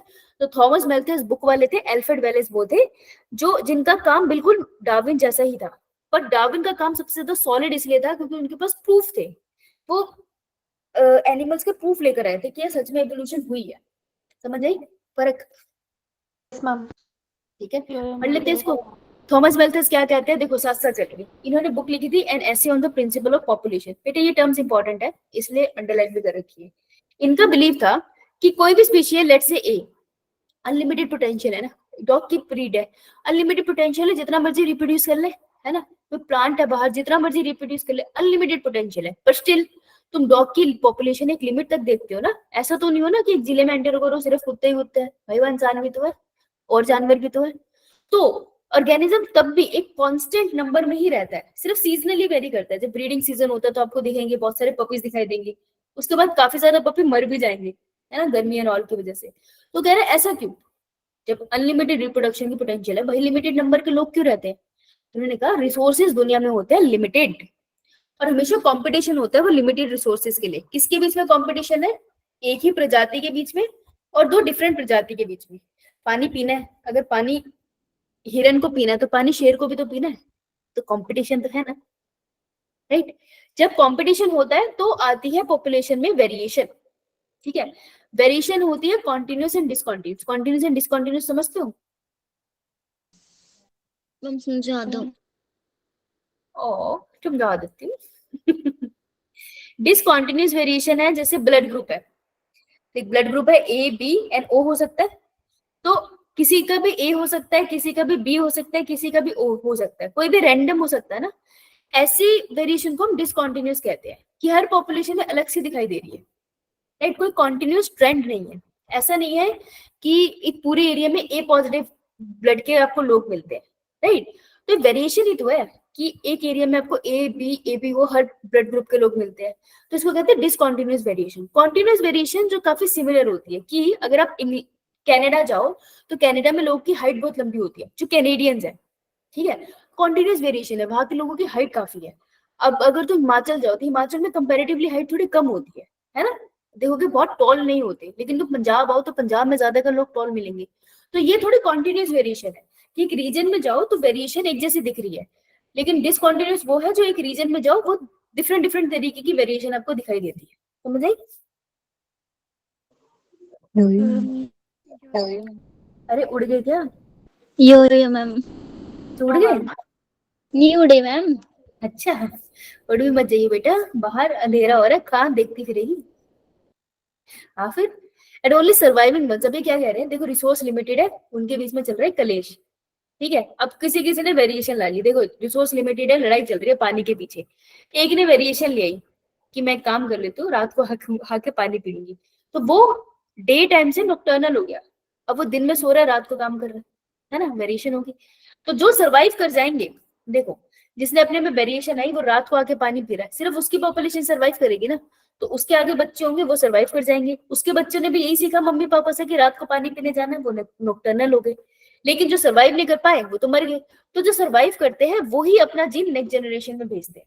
यहाँ से जिराफ को कंपेयर करते हैं। डार्विन क्या कह रहा था? डार्विन कह रहा था सब कुत्ते जैसे दिखाई दे रहे थे भाई जिराफ, है ना। सबने अपनी गर्दन एक्सटेंड करी, सब सरवाइव कर गए और सबके बच्चे लंबी गर्दन वाले हो गए, राइट। डार्विन ने ये कहा था। ये नीचे पता है क्या कह रहे हैं? ये कह रहे हैं कि छोटी हाइट के ऑर्गेनिज्म भी है, ठीक है, और बड़ी हाइट के भी जिराफ पहले से ही एग्जिस्ट करते थे नेचर में, भगवान ने ऐसे बनाए थे। कह रहे जो बड़ी हाइट वाले थे ना वो नीचे की घास भी खा गए थे और ऊपर वाला भी खा सकते थे, इसलिए उन्होंने बच्चे अपने और बनाए और वो आज तक सरवाइव कर रहे हैं। जो छोटे गर्दन वाले थे ना, वो जब घास नीचे खत्म होगी ना तो वो अपने नेक को तो एक्सटेंड कर नहीं पाए, इसलिए वो मर गए, they died. That is the difference between the उसकी लामार्क की थ्योरी और इनकी थ्योरी। समझ आई? यो मैम। और अगर नहीं भी बहुत ज्यादा समझ आ रही तो तुम दिमाग खपाने की जरूरत है नहीं है वैसे। अबे याद रख लेना दिमाग में क्या क्या पॉइंट याद रखने हैं, क्या क्या पॉइंट याद रखने हैं। Disuse and use of organs, ठीक है, इनहेरिटेंस ऑफ एक्वायर्ड कैरेक्टर, ये 2 लाइनें लिमार्क ने बोली थी और जिसको डिस्कार्ड कर दिया था ऑगस्ट विजमेर में। 3 लाइनें होगी ये। चौथी, लिमार्क ने कभी भी लिमार्क फूल पे वर्क नहीं करा था, लिमार्किज्म थ्योरी दी थी। ये 4 कंफ्यूजन हो सकती है। अब इस पे आ जाते हैं। डार्विन ने जो मैल्थियस ने कहा था उसी को मॉडिफाई करके कहा था कि individual with beneficial variations will survive more in nature, ठीक है। उन्होंने डार्विन फिंचेस की बात करी थी। उन्होंने कहा जिस आइलैंड पे फिंचेस बड़ी बीक वाली है, लंबी बीक वाली है, और वहां पे वो मिट्टी से निकाल के लेट्स से अर्थवर्म खा सकती है, वो सरवाइव कर जाएगी। लेकिन जिसकी बीक ऐसी थी कि वो सीड खाए और यहाँ पर पेड़ इतने है ही नहीं, तो वो अल्टीमेटली सरवाइव नहीं कर पाएगी। तो individual with beneficial valuable more survive करते हैं नेचर में। जो ज्यादा सरवाइव करेंगे नेचर में उसको हम कहेंगे सर्वाइवल ऑफ द फिटेस्ट। और फिटेस्ट का मतलब है सेक्सुअली रिप्रोड्यूस कर सकते हैं। देखो तो सर्वाइव कर रहा है वही सेक्स कर पाएगा, तो कह रहे हैं सर्वाइवल ऑफ द फिटेस्ट हो गया। Survival of the fittest term किसने दी थी? हर्बर्ट स्पेंसर ने। याद रखना टर्म इन्होंने दी थी, एक्सप्लेन डार्विन ने किया था। समझ आई? Yes ma'am. तो उन्होंने कहा बस सिंपल सी बात बोली, जिसके पास वेरिएशन है ना वो सरवाइव करेगा, उसी के बच्चे होंगे तो वही फैल जाएगा नेचर में। अब देखो जो फैल गया नेचर में मतलब कि उसको नेचर ने अलाउड कर दिया ना जीने के लिए, उसी को हम कहते हैं नेचुरल सिलेक्शन। नेचुरल सिलेक्शन का मतलब है ये जो नेचर है ना हमारे आसपास, ये हमें अलाउड कर रही है कि हम रहें, यही नेचुरल सिलेक्शन है, राइट। तो तुम लोग जब जितने पहाड़ी लोग पहाड़ों पे रहते हैं उसको नेचर अलाउड करती थी ना, कभी कोई दिक्कत नहीं होती थी। लेकिन अब बाहर से लोग आ रहे हैं, वहां पे बिल्डिंग्स बना रहे हैं, होटल्स बना रहे हैं, तो अब पहाड़ खिसकने स्टार्ट हुए हैं, राइट। लैंडस्लाइड्स बहुत कॉमन हो गई है, तो नेचर उनको सिलेक्ट नहीं कर रही है, तुम्हें तो सिलेक्ट कर रही थी ना पहले। तुम्हारी फैमिलीज को जो इतने सालों से रह रही है उनको तो कोई प्रॉब्लम नहीं थी ना। तो जो तुम्हारी फैमिली पहाड़ों में आराम से रह रही थी वो नेचुरल सिलेक्शन थी, नेचर ने अलाउड कर दी। अब जो बाहर से लोग आके गंद फैला रहे हैं उसको नेचर अलाउड नहीं कर रही। समझ आया? Natural selection. Natural selection nothing but nature allowed करती है किसी को रहने के लिए, उसे कहते हैं नेचुरल सिलेक्शन, और कुछ नहीं है ये, नेचर की परमिशन है ये, ठीक है। याद क्या रखोगे? याद ये रखोगे कि डार्विन जो थे, डार्विन 5 सालों के लिए बाहर गए थे। उनकी शिप का नाम BMS HMS है, क्या था यार? HMS बीगल था। कॉन्सेप्ट नेचुरल सिलेक्शन दिया था उन्होंने कि नेचर हमें परमिशन देती है रहने के लिए। किताब में लिखी थी उन्होंने ये बात। तो 5 सालों के बाद जब वो वापस आए ना तो उन्होंने सारे डेटा को कंपाइल किया, 2 साल तक मेहनत करी और उसके बाद उन्होंने बुक लिखी on the origin of species 1859। Date important है। वर्क किसका पढ़ा था उन्होंने? वर्क पढ़ा था थॉमस मैल्थस का। किस टर्म को उन्होंने एक्सप्लेन किया था? Survival of the fittest. लेकिन टर्म दी किसने थी? Herbert Spencer. बस यही था, ठीक है। Alfred Russel Wallace conducted same study Malaya archipelago, ये अलग आइलैंड है, और उन्होंने डार्विन जैसे कंक्लूजन पे आए थे। फिर उन्होंने डार्विन को लेटर लिखा कि मेरी स्टडी भी ऐसी है। फिर इन दोनों ने मिलके पेपर पब्लिश किया था। क्रेडिट हम ज्यादा डार्विन को देते हैं पर उनका काम तो वैसे ही था। यही डार्विन ने एक्सप्लेन किया। डार्विन ने कहा यार छोटी हाइट के जिराफ भी थे, बड़ी हाइट के भी थे। छोटी हाइट वाले को नेचर ने सिलेक्ट नहीं करा ना, खाना खत्म हो गया, ये सर्वाइव नहीं कर पाया, लेकिन बड़ी हाइट वाले को सिलेक्ट कर दिया, तो इस वजह से वो रिप्रोड्यूस करके अपनी पॉपुलेशन बढ़ा दिया। बस इतना सा फर्क है। समझ आई? यो मैम। करती है 3 डायरेक्शन में। इसमें क्वेश्चन बनता है, एक तो आता है इसका ग्राफ देख के बताओ कौन सा है, दूसरा आपको डेफिनेशन देंगे इसकी, आपको पहचानना होगा कि नेचुरल सिलेक्शन कौन सी है, किस टाइप की है। बता दूं फटाफट? Yes ma'am. Yo ma'am stabilising तो तुझे भी पता है ना, अपन ऐसे ग्राफ बना देना है ना। स्टेबलाइजिंग का मतलब है कि जो चीज बीच में आ रही है। अरे सीसो पे बैठते हैं, स्टेबलाइजिंग क्या है कि दोनों का वजन सेम हो, है ना। Yes, ma'am. कितना वजन है तुम्हारा, कितना वजन है तुम्हारा? 43 अरे 43 हो बस तुम, यो यो मैम तो बहुत ही हल्की है बेटा। और कोई और है 43? Ma'am Ma'am, 45 46. अरे 2 किलो कम करके आओ, या तुम 2 किलो बढ़ाओ। Ma'am, 46. और बेटा थोड़ा और बढ़ा ले, मेरे बराबर ही आ जा, साथ बैठते हैं। 48. बेटा 55 पे आ जाओ तो साथ बैठ जाएंगे। 42.5. 42.5 घर रहे। देखो 3 तरीके की stabilising, directional and disruptive. Stabilising का मतलब है कि देखो नेचुरल सिलेक्शन और कैरेक्टर की बात हो रही है, कुछ नहीं हो रहा। नेचर किसको सिलेक्ट कर रही है? ये यार नेचुरल से नीचे आएगा, नहीं यही है नेचुरल सिलेक्शन और कैरेक्टर। ये है एक्सट्रीम वैल्यू कैरेक्टर की बहुत कम, ये है एक्सट्रीम वैल्यू, बीच में होती है हमारी मिडिल वैल्यू। तो अगर नॉर्मल ग्राफ ऐसे बन रहा था, स्टेबलाइजिंग सिलेक्शन का मतलब है, याद रखना कि जो ग्राफ है ना, ये इतना इतना खराब भी ग्राफ नहीं बनाना, मैथ वाला इंसान बुरा मान जाएगा। ये जो ग्राफ है ना, वो आपको सेंटर की तरफ ऐसे पीक ऊपर जाते हुए दिखेगी। तो याद क्या रखना, पीक आपको ऊपर जाते हुए दिखेगी, यानी ज्यादा पॉपुलेशन सेंटर की तरफ आपको मिलती है, उसको हम कहते हैं स्टेबलाइजिंग। जैसे बच्चों का वेट, कभी आपने देखा होगा ओवरवेट बच्चे पैदा होते हैं, आपने मैक्सिमम देखा होगा अंडरवेट बच्चे पैदा होते हैं, लेकिन एक फिक्स वेट है। भाई जो बच्चा होगा 2 किलो का होगा लेट्स से, तो जो वैल्यू है ना 2 kg की, तो आपको मैक्सिमम ह्यूमन में 2 kg की मिलेगी, rather than extreme value 4 kg, और रेदर देन बिल्कुल कम वैल्यू दैट इज 1 kg। ठीक है 3 kg कर लेते हैं, 3 kg का बच्चा आपको मिलेगा जनरली जो पैदा होगा। तो ये एक ही वैल्यू को नेचर प्रेफर कर रही है ना सारे इंसानों में, तो अपन इसको बोल देंगे स्टेबलाइजिंग सिलेक्शन। नेचर ने पहले हर हर वेट के बच्चे पैदा करके देख लिए, उसने कहा सबसे ज्यादा वो बच्चा सर्वाइव करता है जो मिडिल वैल्यू का है। तो जो सर्वाइव कर गया मिडिल वैल्यू का, उसके आगे जाके बच्चे हुए, तो उसके बच्चे भी इसी वेट के हो रहे हैं, तो धीरे धीरे जो सर्वाइव कर रहे थे उनके बच्चे भी वैसे ही होने लगे। तो नेचर अब स्टेबलाइजिंग करती है, मतलब बीच वाली वैल्यू को प्रेफर करती है। समझ आया? यो मैम याद रखना है यो मैम स्टेबलाइजिंग में कि कहा गया, यहाँ लिखा नहीं ना, peak at centre, peak centre की तरफ इंक्रीज होती है, बस ये लाइन याद रखना। जैसे कि डायरेक्शनल एक डायरेक्शन में जा रहा है, कोई एक्सट्रीम वैल्यू की तरफ जाएगा। ठीक है, जैसे मेलानिज्म जो हमने करा था, इंडस्ट्रियल मेलानिज्म, व्हाइट या डार्क या मीडियम कलर का। हम देखते थे बिफोर इंडस्ट्रियलाइजेशन कैसी थी पॉपुलेशन, कौन से कलर की मिलती थी मौत की? Black White. moth. White, Moth. White मौत मिलती थी। आफ्टर इंडस्ट्रियलाइजेशन कौन से मिलते थे? Black. Black moth. Dark colour के। ब्लैक या देखिए फॉर इंडस्ट्रियलाइजेशन एक वैल्यू को प्रेफर कर रहे हैं, आफ्टर इंडस्ट्रियलाइजेशन एक ही डायरेक्शन में जा रहा है ना। देखो सेंटर को डायरेक्शन नहीं बोलेंगे, वो तो सेंटर में आ गया। जब एक ही डायरेक्शन को नेचुरल सिलेक्शन फेवर करती है, पॉपुलेशन वैसी दिखाई देती है, तो उसको कहते हैं डायरेक्शन। याद रखना, favour one extreme value, one extreme value is the keyword. Clear? Yes, ma'am. Disruptive yo ma'am इसकी हुई है। डिस्ट्रप्टिव क्या कह रही है कि मैं दोनों एक्सट्रीम वैल्यू को लूंगी पर मीडियम पे नहीं होगी। ठीक है, तो ये कह रही है कि या तो मैं ऐसे मान लो कि सिर्फ छोटी हाइट के बंदे पैदा होंगे, या फिर बड़ी हाइट के बच्चे पैदा हो रहे हैं, मीडियम हाइट के लोग भी पैदा नहीं हो रहे। ठीक है, तो ऐसे अगर हम बोल देंगे, वैसे तो लेडी बर्ड एग्जाम्पल है इसका, छोड़ो, ऐसे अगर हम बोल देंगे तो हम उसे कहेंगे disruptive. Disruptive is the only one जिसमें 2 पीक दिखाई देती है। देखो 2 पीक है ना, ए एंड बी, 2 पीक वाली सिर्फ एक है, पहचान जाओगे। इसका ग्राफ बहुत आराम से पहचाना जाता है, और दोनों एक्सट्रीम वैल्यू प्रेफर हो रही है, राइट। तो थ्योरी अच्छे से पढ़ के जाना एनसीईआरटी की। क्लियर इतना? Yes, ma'am. Yes, यो मैम बेटा गले का इलाज करा, तेरा तो बैठ ही गया गला। देख बेटा, सेंटर में जो है ना ये वाला, ये इसको देखते हैं सबसे पहले। स्टेबलाइजिंग देख, ग्राफ यही है, लेकिन यहाँ पे थोड़ा ऊपर की तरफ जा रहा है ये। नहीं नहीं, नीचे ऐसे बनाते हैं। नॉर्मल वैल्यू तो ये है, ये सही से नहीं बना, ऐसे याद कर लें। तो बस ये याद रखना सेंटर की तरफ जाएगा। ठीक है, देख ये एक ही डायरेक्शन में मूव कर रहा है, या तो राइट की तरफ या लेफ्ट की तरफ, तो अपन इसको बोल देंगे ये कौन सा है,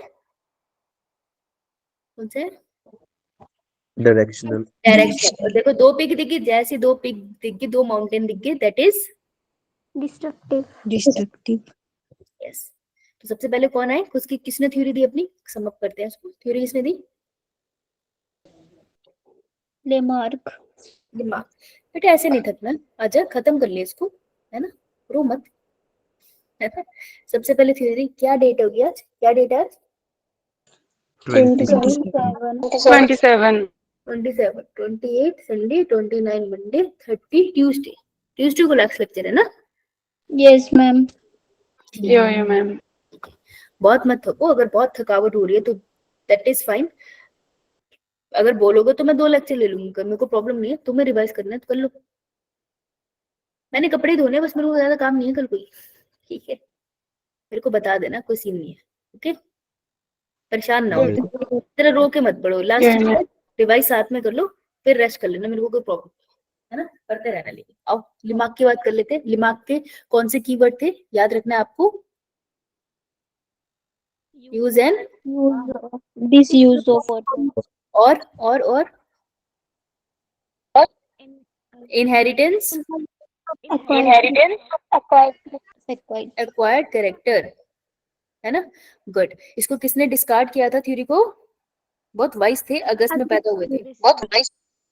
ऑगस्ट विजमिन, ऑगस्ट विजमिन, ठीक है। उसके बाद कौन आए थे?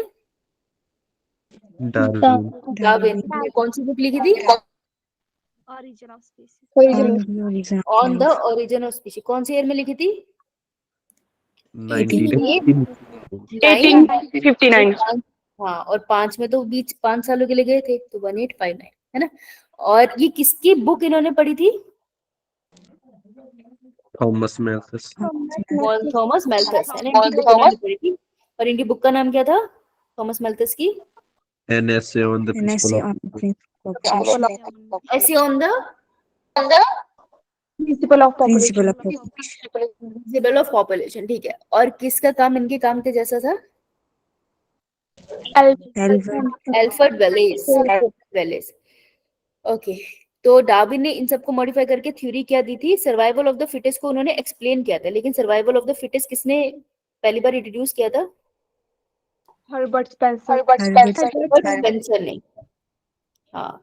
फिटनेस का क्या मतलब है? They talking about sexual fitness, ability to produce offspring. Good. Natural selection 3 type की होती है। पहली स्टेबलाइजिंग, कैसे पहचानोगे? One peak at centre. Medium. हाँ, मीडियम वैल्यू। गुड। दूसरी नेचुरल सिलेक्शन डायरेक्शनल। क्या पहचान है? One extreme value। Move towards value की वन एक्सट्रीम वैल्यू। एक्सट्रीम याद करने का है, एक्सट्रीम याद करने का है। Then destructive. कैसे याद करोगे? जिसमें 2 पीक्स। 2 peak value. और ये 2 पीक वैल्यू कौन सी है? Both are extreme. Lower is not the word, extreme. Okay. Yes ma'am. अब इन यो मैम। सबको सब बोलने आए थे हमारे पास हुगो दी गिरीज, कह रहे भाड़ में जाओ। पहले तो बोल रहे हो तो मैं बताता हूँ क्या है हुगो दी गिरीज और कहाँ पढ़ते हो तुम? इन्होंने क्या किसका काम रिडिस्कवर किया था? मेंडल। मेंडल का। हाँ, कार्ल कॉलिन शेमैक और हुगो दी गिरीज ने मेंडल का वर्क भी रिडिस्कवर किया था। हाँ, तो इन्होंने कहा, डार्विन ने कहा इवोल्यूशन होती है ड्यू टू नेचुरल सिलेक्शन, ये स्लो प्रोसेस है। हुगो दी गिरीज कहते हटो, कहते इवोल्यूशन तो म्यूटेशन की वजह से होती है, तो सडनली होती है। बहुत सारे इंसान है, किसी कुछ इंसानों में इवोल्यूशन हो गई, भैया उनका स्किन कलर बदल गया, बाकी कराया गया। तो ये कहते थे म्यूटेशन की वजह से इवोल्यूशन होती है। नेचर में एक्चुअली इवोल्यूशन, म्यूटेशन और नेचुरल सिलेक्शन दोनों वजह से होती है। लेकिन हुगो दी गिरीज की प्रॉब्लम ये थी कि डार्विन की थ्योरी को एक्सेप्ट ही नहीं कर रहे थे, कहते वो गलत है। एक्चुअली दोनों सही है, गलत कोई नहीं था, ठीक है। खैर एनीवेज, तो हुगो दी गिरीज ने म्यूटेशन की थ्योरी दी थी। इस चीज को हम याद रखते हैं। इन्होंने काम किया था ओइनोथेरा लिमार्कियाना। तो बेटा मैंने बोला था ना जो प्लांट है लिमार्क वाला, वो लिमार्क ने नहीं करा है, उन्होंने जिराफ पे काम किया। इसने काम किया था हुगो दी वेरिस पे, समझ आया? Oenothera lamarckiana, Oenothera lamarckiana, sorry. Clear? Yes, ma'am. Yeah, ma'am. किसी के भी जेनेटिक मटेरियल में सडनली चेंज आता है, सडन चेंज को म्यूटेशन कहते हैं। म्यूटेशन ही सिर्फ स्पेसिएशन कर सकती है। ये जो वर्ड है ना ओनली, ये डेंजरस था। सिर्फ ये नहीं कर सकते ना, हमें पॉसिबिलिटी के लिए तो ओपन होना ही चाहिए ना। बोलते हैं कि हम प्रिपरेशन कर ले तो नीट क्रैक हो ही जाता है, अरे पॉसिबिलिटी भी तो रखो, हो सकता है ना कभी नहीं भी हो, क्या हो गया फिर, है ना? जैसे बोलते हैं कि ये वाली कोचिंग ले लो या ये वाला स्टडी मटेरियल कर लो तो नीट क्रैक हो जाता है, ऐसा कुछ नहीं है।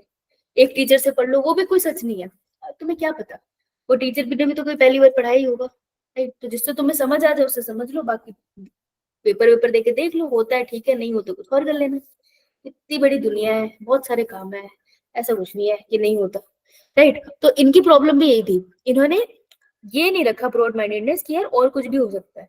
वो अपनी थ्योरी को लेकर श्योर थे, वो अपनी जगह सही होंगे, लेकिन थोड़ा ओपन रखते तो शायद डार्विन और हुगो दी वेरिस अगर मिलकर थ्योरी देते ना तो बहुत बड़ी थ्योरी हो जाती वो, डेंजरस सी, पर वो हो नहीं पाया। इन्होंने कहा ये चेंजेस रैंडम होते हैं, डिसकंटिन्यूअस होते हैं। बेटा डिसकंटिन्यूअस है, जरूरी नहीं है ना हर किसी में मिले, हो सकता है ना जो म्यूटेशन यूएस में हुई थी वो इंडियन पॉपुलेशन पे हुई ना हो, राइट? और ये रैंडम है, किसी की भी म्यूटेशन हो सकती है, हमें क्या पता किसको सन की रेस से म्यूटेशन हो जाए, राइट? सो इन्होंने टर्म दिया था saltation, that is single step large mutation. इन्होंने कहा एक ही स्टेप में किसी के जेनेटिक मटेरियल में म्यूटेशन होगी जिसकी वजह से स्पेसिएशन होगी, सो सॉल्टेशन इन्होंने कहा था। नर्व में सॉल्टेटरी कंडक्शन भी आता है कि एक्सॉन के बीच में से ये माइलिन शीट के ऊपर से ऐसे टाप टाप के सिग्नल जाते हैं, उसे सॉल्टेटरी कंडक्शन कहते हैं, that is different. Hugo de Vries ने क्या कहा, चेंजेस ना सडनली होते हैं, सडन चेंज होते हैं म्यूटेशन में, कि किसी के जेनेटिक मटेरियल पे कोई यूवी रेडिएशन है वो डल गया तो उसका जीन ही चेंज हो गया। ये एकदम डिसकंटिन्यूअस और रैंडम प्रोसेस है बेटा, इस पे अंडरलाइन करना है, only random, discontinuous and saltation, समझ आया? Yes, ma'am. Yeah, ma'am. किया ना 1, ये याद रखना है, क्लियर? हो गया बस, ये कितना रहता है? अरे है भाई समय, करा दूं? Yeah, ma'am. Yes, ma'am. फिर भी हार्डी विंगर और एक बार ये रह जाएगा, हार्डी विंगर रह जाएगा सिर्फ। यार काफी कर लिया हमने तो, फिर है तो सही है। एक हार्डी विंगर रह जाएगा और एक वो एनसीईआरटी के तो डायग्राम रह जाएंगे यार जो तुम्हारे रहते हैं, तो वो तो कल पहले मैं वही पढ़ा दूं फिर उसके बाद करा दूं तुम्हारे को आगे। Yes, ma'am. Yeah, ma'am. Molecular basis of inheritance पढ़ के आना, नहीं तो तुम्हें समझ नहीं आएगा स्पीड में। पढ़ लेना यार आज एक बार, है ना, सोने से पहले। कितने बजे सोते हो? 1 बजे? सोती क्यों है? हम जब नींद लगे। जब नींद आए? अरे इस प्रोबेबिलिटी में मत जी, नींद तो, नींद का क्या है, नींद और मौत तो कभी भी आ सकती है, ऐसे थोड़ी जीते हैं।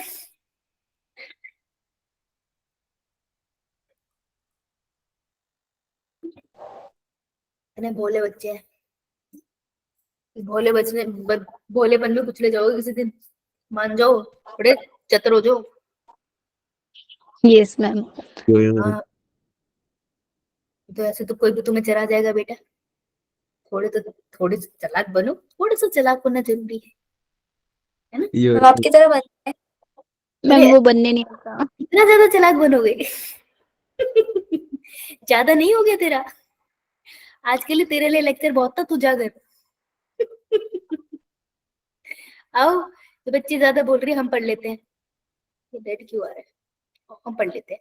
Homologous organ, analogous organ, divergent evolution, convergent evolution, vestigial organ, adaptive radiation. आओ इसको एंड से करेंगे, तो ये एन वाले छोटे हैं, पहले उन्हें निपटा लेते हैं। वेस्टिजियल ऑर्गन, शरीर के बेकार अंग जिनका कतई कोई काम नहीं है, जैसे वेस्टिजियल लॉग भी होते हैं ना हमारे जीवन में, लटके पड़े हैं लेकिन चाहिए नहीं, लेकिन है, सबके जीवन में होते ही है ना कोई तो होता ही होगा, तुम्हारा भी जीवन है ही है। वैसे ही ये वेस्टिजियल ऑर्गन है। कभी कभार तुम देखते हो ना, किसी को देख के सोचते हो कि यार ये क्यों है, क्यों आते हैं हमारे घर पे, पसंद ही नहीं है हमें, किसी काम तो आते नहीं। वैसे ही वेस्टिजियल ऑर्गन है, तो वो टिश्यू ऑर्गन है, सेल जो आपकी बॉडी में है, अब इनकी जरूरत नहीं है, लेकिन कभी कभी जरूरत होती होगी, तभी एग्जिस्ट करते हैं। राइट। तो इनका there is no more function the way they use to function in our ancestor. पुराने टाइम में जो फंक्शन करते थे अब काम नहीं करते, उन्हें कहते हैं वेस्टिजियल ऑर्गन। जैसे सबसे कॉमन निक्टेटिंग मेम्ब्रेन, पहले ये थर्ड आई होती होगी क्योंकि हम भी तो मछलियों से ही ओरिजिनेट हुए हैं, लेकिन अब ये थर्ड आईलेट की अब जरूरत ही नहीं है, तो ये कोने में इकट्ठी हो गई है। विजडम टीथ, अगर निकाल भी दोगे लास्ट के दांत तब भी खाना खाने के लिए पीछे दांत पड़े हैं, मोलर्स पड़े हैं हमारे पास, ठीक है। अपेंडिक्स, अपेंडिक्स की जरूरत नहीं है, पहले की डाइट में जरूरत पड़ती थी, अब जरूरत नहीं है, उल्टा ये सूज जाता है तो उसका ऑपरेशन कराना पड़ जाता है। ईयर के मसल्स, ईयर की मसल्स की खासा कोई जरूरत नहीं है, आप उसको छिदवा के उसमें डाल लेते हैं चलो, लेकिन मसल्स की जगह actually ear pinna would be the better. इसकी जरूरत नहीं है, हम बेशक उसमें अब इयरिंग वगैरह डाल ले, लेकिन जरूरत नहीं है। टॉन्सिल्स, टॉन्सिल्स को खास इम्यूनिटी देते नहीं है, तो इनके बिना भी काम बन जाएगा। मेल में निप्पल की जरूरत नहीं है क्योंकि ब्रेस्ट फीडिंग तो बच्चे को करते नहीं है, क्या काम है इसमें, राइट। तो ये वेस्टिजियल ऑर्गन, बेकार। वेस्टिजियल ऑर्गन और एटिविज्म में तुम कंफ्यूज होते हो, तुम पेपर में गलत करके आते हो। तो वेस्टिजियल ऑर्गन और एटिविज्म का क्या फर्क है कि एटिविज्म का मतलब है जो आपके एंसेस्टर में कैरेक्टर्स थे वो दोबारा आ गए, तो रीअपियर याद रखना है इसके साथ, ठीक है। जैसे हम मानते हैं ना, अभी पढ़ के आया ना ड्रायोपैथिकस, तुमने कहा ना एप लाइक होते थे, है ना। तो अगर हम पीछे पढ़ के आए ना तो कभी किसी जमाने में पूंछ की जरूरत होती थी टू बैलेंस द बॉडी। अब हमें पूंछ की जरूरत नहीं है टू बैलेंस द बॉडी, क्यों? क्योंकि भाई हमारे पास स्टेशन ट्यूब है ना, स्टेशन कैनाल है, आपकी मिडिल ईयर से आ रही होती है, तो बैलेंस तो वो करवा ही देती है बॉडी को, अपने को जरूरत है। तो एटाविज्म का मतलब है एंसेस्टर कैरेक्टर का रीअपीयर होना। जैसे पहले हमारी बॉडी में बहुत बाल होते थे, ड्रायोपैथिकस, रामापैथिकस बिल्कुल भालू जैसे थे, लेकिन अब इतने बालों की जरूरत नहीं है क्योंकि हम कपड़े पहनते हैं, अपनी बॉडी को कवर कर लेते हैं। लेकिन कोई बच्चा पैदा हो जिसके फेस, हाथ, पैर हर जगह बहुत ज्यादा बाल हो, तो हम कहेंगे इसे एटाविज्म हो। समझ आई? यो मैम। तो एक चीज याद रखना, मान लो ये फर्स्ट जनरेशन है ना, फर्स्ट जनरेशन में कोई फीचर था, ये था हमारा स्टार फीचर, ठीक है। उसके बाद सेकंड जनरेशन में नहीं दिखा, थर्ड जनरेशन में नहीं दिखा, फोर्थ जनरेशन में नहीं दिखा, भाई फिफ्थ जनरेशन में सडनली आ गया, है ना, दोबारा से रीअपीयर हो गया, इसको हम कहेंगे एटाविज्म। समझ आया? Yo ma'am. ठीक है, आ गया बेटा। दो टर्म थे, मिसिंग लिंक और कनेक्टिंग लिंक। कनेक्टिंग लिंक दो लोगों को जोड़ रहा है, ठीक है, रिश्ता बना रहा है। मिसिंग लिंक दो लोगों को जोड़ने वाला जो रिश्ता बनाने वाला था वो मिस हो गया है, मिल नहीं रहा, एक्सटेंट हो गया है। तो missing link are the one जिसके फॉसिल है वो लेकिन अब धरती से एक्सटेंट हो चुके हैं, ठीक है। कैसे याद रखेंगे हम? आपको याद है ना कि सबसे पहले आए थे पाइसिस, Yes, फिर आए थे ma'am. एम्फीबियन, मेरे पास आए थे रेप्टाइल्स, एप्स, और एक Mammals. तरफ है ना। मैमल। हाँ, तो पाइसिस और एम्फीबियन के बीच में जो एक लिंक है जो हम कहते हैं it is a connecting link. Connecting link का मतलब है वो जिंदा है या मर गया? जिंदा। जिंदा है ना। तो हमें क्या पता है, मछली धरती पर आई थी तो उसके फिन्स लोब्स में चेंज हो गए थे, तो ऐसी वाली मछली का नाम क्या है? Coelacanth. सिलोसेंट। Very good. ये देखो, ये वो मछली है, उसका इन्होंने रखा हुआ मॉडल, है ये इसके फिन्स है, लेकिन यहाँ देखो ये थोड़ी सी स्पेस दिख रही है ना, दिस इज अ लोब।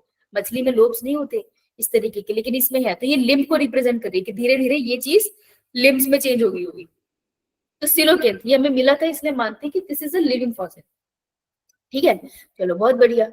तो जरूरी नहीं है ना सारी मछलियां चेंज होगी बेटा, कुछ लिंक कभी भी एग्जिस्ट करते होंगे, तो ये कनेक्टिंग लिंक है क्योंकि जिंदा है। लेकिन रेप्टाइल्स, जब भी धरती पे कुछ हुआ था सारे डायनासोर मर गए थे, तब कुछ उड़ गए थे, उड़ने वाले डायनासोर, और वो बाद में बर्ड्स में चेंज हो गए। तो रेप्टाइल से बर्ड्स का जन्म हुआ, लेकिन इनके बीच में एक लिंक है जिसे हम कहते हैं मिसिंग लिंक। मिसिंग लिंक का एग्जांपल है आर्थ्रोपोटेरिक्स, क्योंकि अब ये एग्जिस्ट नहीं करता, तो इसके पास रेप्टाइल वाले फीचर भी है और बर्ड वाले भी फीचर है। रेप्टाइल के फीचर क्या है इसके पास? इसकी बीक में दांत है। बर्ड्स की बीक में दांत होते हैं? No ma'am. नहीं होते, है ना, लेकिन बर्ड्स के पास बीक होती है, तो इसके पास बीक है बर्ड जैसी, लेकिन उसमें दांत है रेप्टाइल जैसे। इसके पास विंग्स है उड़ने के लिए, लेकिन इसके पास फिंगर्स है विद क्लॉज, ठीक है। इसके पास स्केलेटल सिस्टम है लेकिन नॉन न्यूमेटिक है, मतलब खोखला वाला जैसे बर्ड का स्केलेटल सिस्टम होता है ना, वैसा नहीं है इसके पास।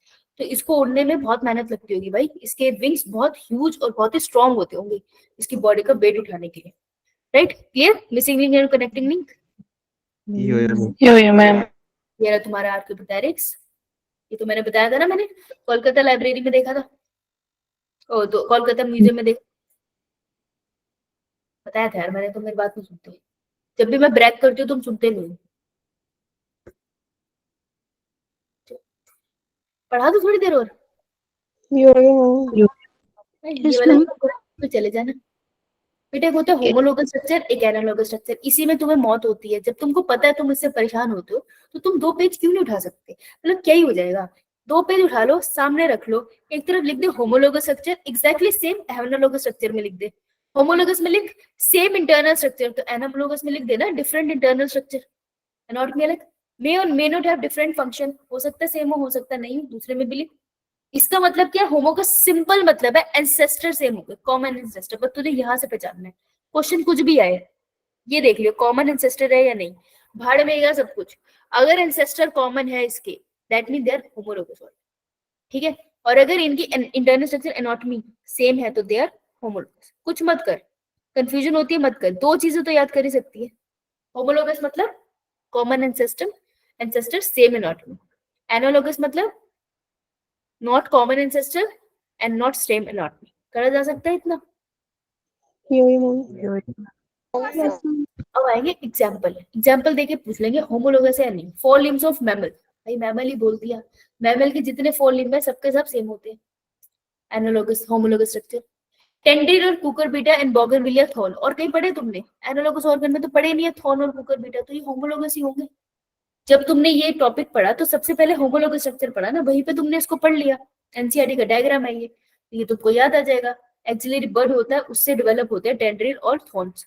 हार्ट ऑफ वर्टिब्रेट, सारे वर्टिब्रेट का हार्ट यार सेम ही होता है, ठीक है, उसी से बना होता है, 2 चैम्बर 3 चैम्बर। होमोलोगेन genetic code, genetic code bacteria और मेरे में सेम है, मेरे में एक्सप्रेस ज्यादा हो रहा है उसमें कम हो रहा है same. Brain in the vertebrate, cranial capacity change होती चली जा रही है, वर्टिब्रेट के पास ब्रेन है, ठीक है, एक्टोडर्म से ही सबका ब्रेन ड्राइव होता है, राइट।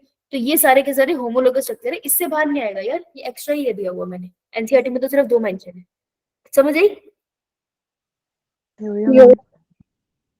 ये तुमको याद करना पड़ेगा, इसमें कोई शॉर्टकट नहीं है।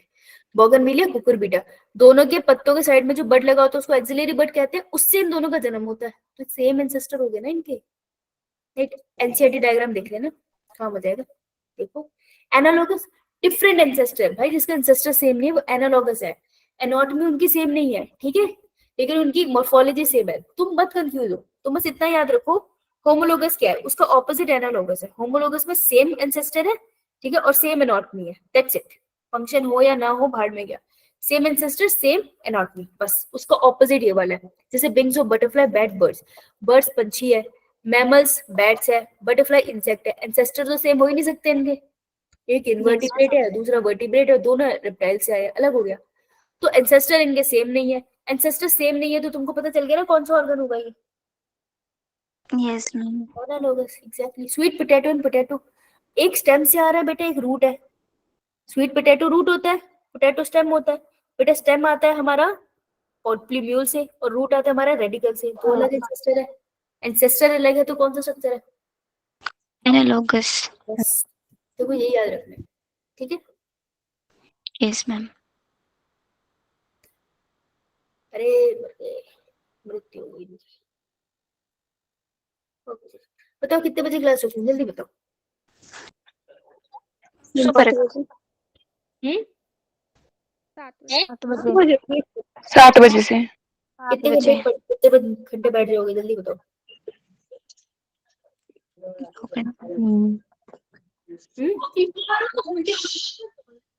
ऐश, बात कर रहे हैं ना हम, बीच में क्यों बोल रही है? मैंने आपको नहीं बोला। नहीं मैं तुझे कह भी नहीं रही, मैं पीछे वाली को कह रही थी, तुझे बोल रही थी। श्श, बात चल रही है यहाँ पे। 7 बजे से कितनी देर रखोगे, जल्दी बताओ। 10 मैम सुबह 7 की रात के। अबे सुबह की बात हो रही है भाई। मैम सुबह 7 नहीं करो मैम, थोड़ा लेट करो क्यों, मैं संडे ना मतलब मैम। 7:30 तो मैम सो के उठता हूँ। एक दिन जल्दी उठ जाइयो, अगले दिन 7 तारीख 7 को पेपर है तेरा, संडे को। मैम 5 को। अरे 5 तारीख को तो सुबह पेपर होगा ना। मैम आपने 7 बोला। मैंने कहा था कि एक दिन उठ जाइयो, फिर उठना ही पड़ेगा ना।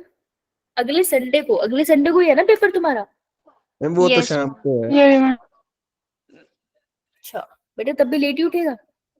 अरे तुम्हारा वो आ गया इंटिमिटेशन सी स्लिप सेंटर की, मैम सिटी की आई है। सिटी इंटिमेशन आ गई ना? Yes ma'am. Yes ma'am. Yo ma'am. Paper है बेटा? मैम क्या बोल रहे हो? पेपर कितने बजे है? मैम 11 बजे वहां पे 2 पहुंचना है। 2 बजे से पेपर है, 11 बजे पहुंचना है। यो मैम। Yes ma'am. एक्चुअली खत्म है वहाँ पे। अरे ये मैं- पागल है क्या? 11 बजे पेपर? 11 मैम और उस दिन मैम तो आया ही नहीं। क्या मैम उस दिन यार, एक बच्चा बोल लो उस दिन क्या है? मैम उस दिन वैसे भी धर्मशाला में मैच भी है और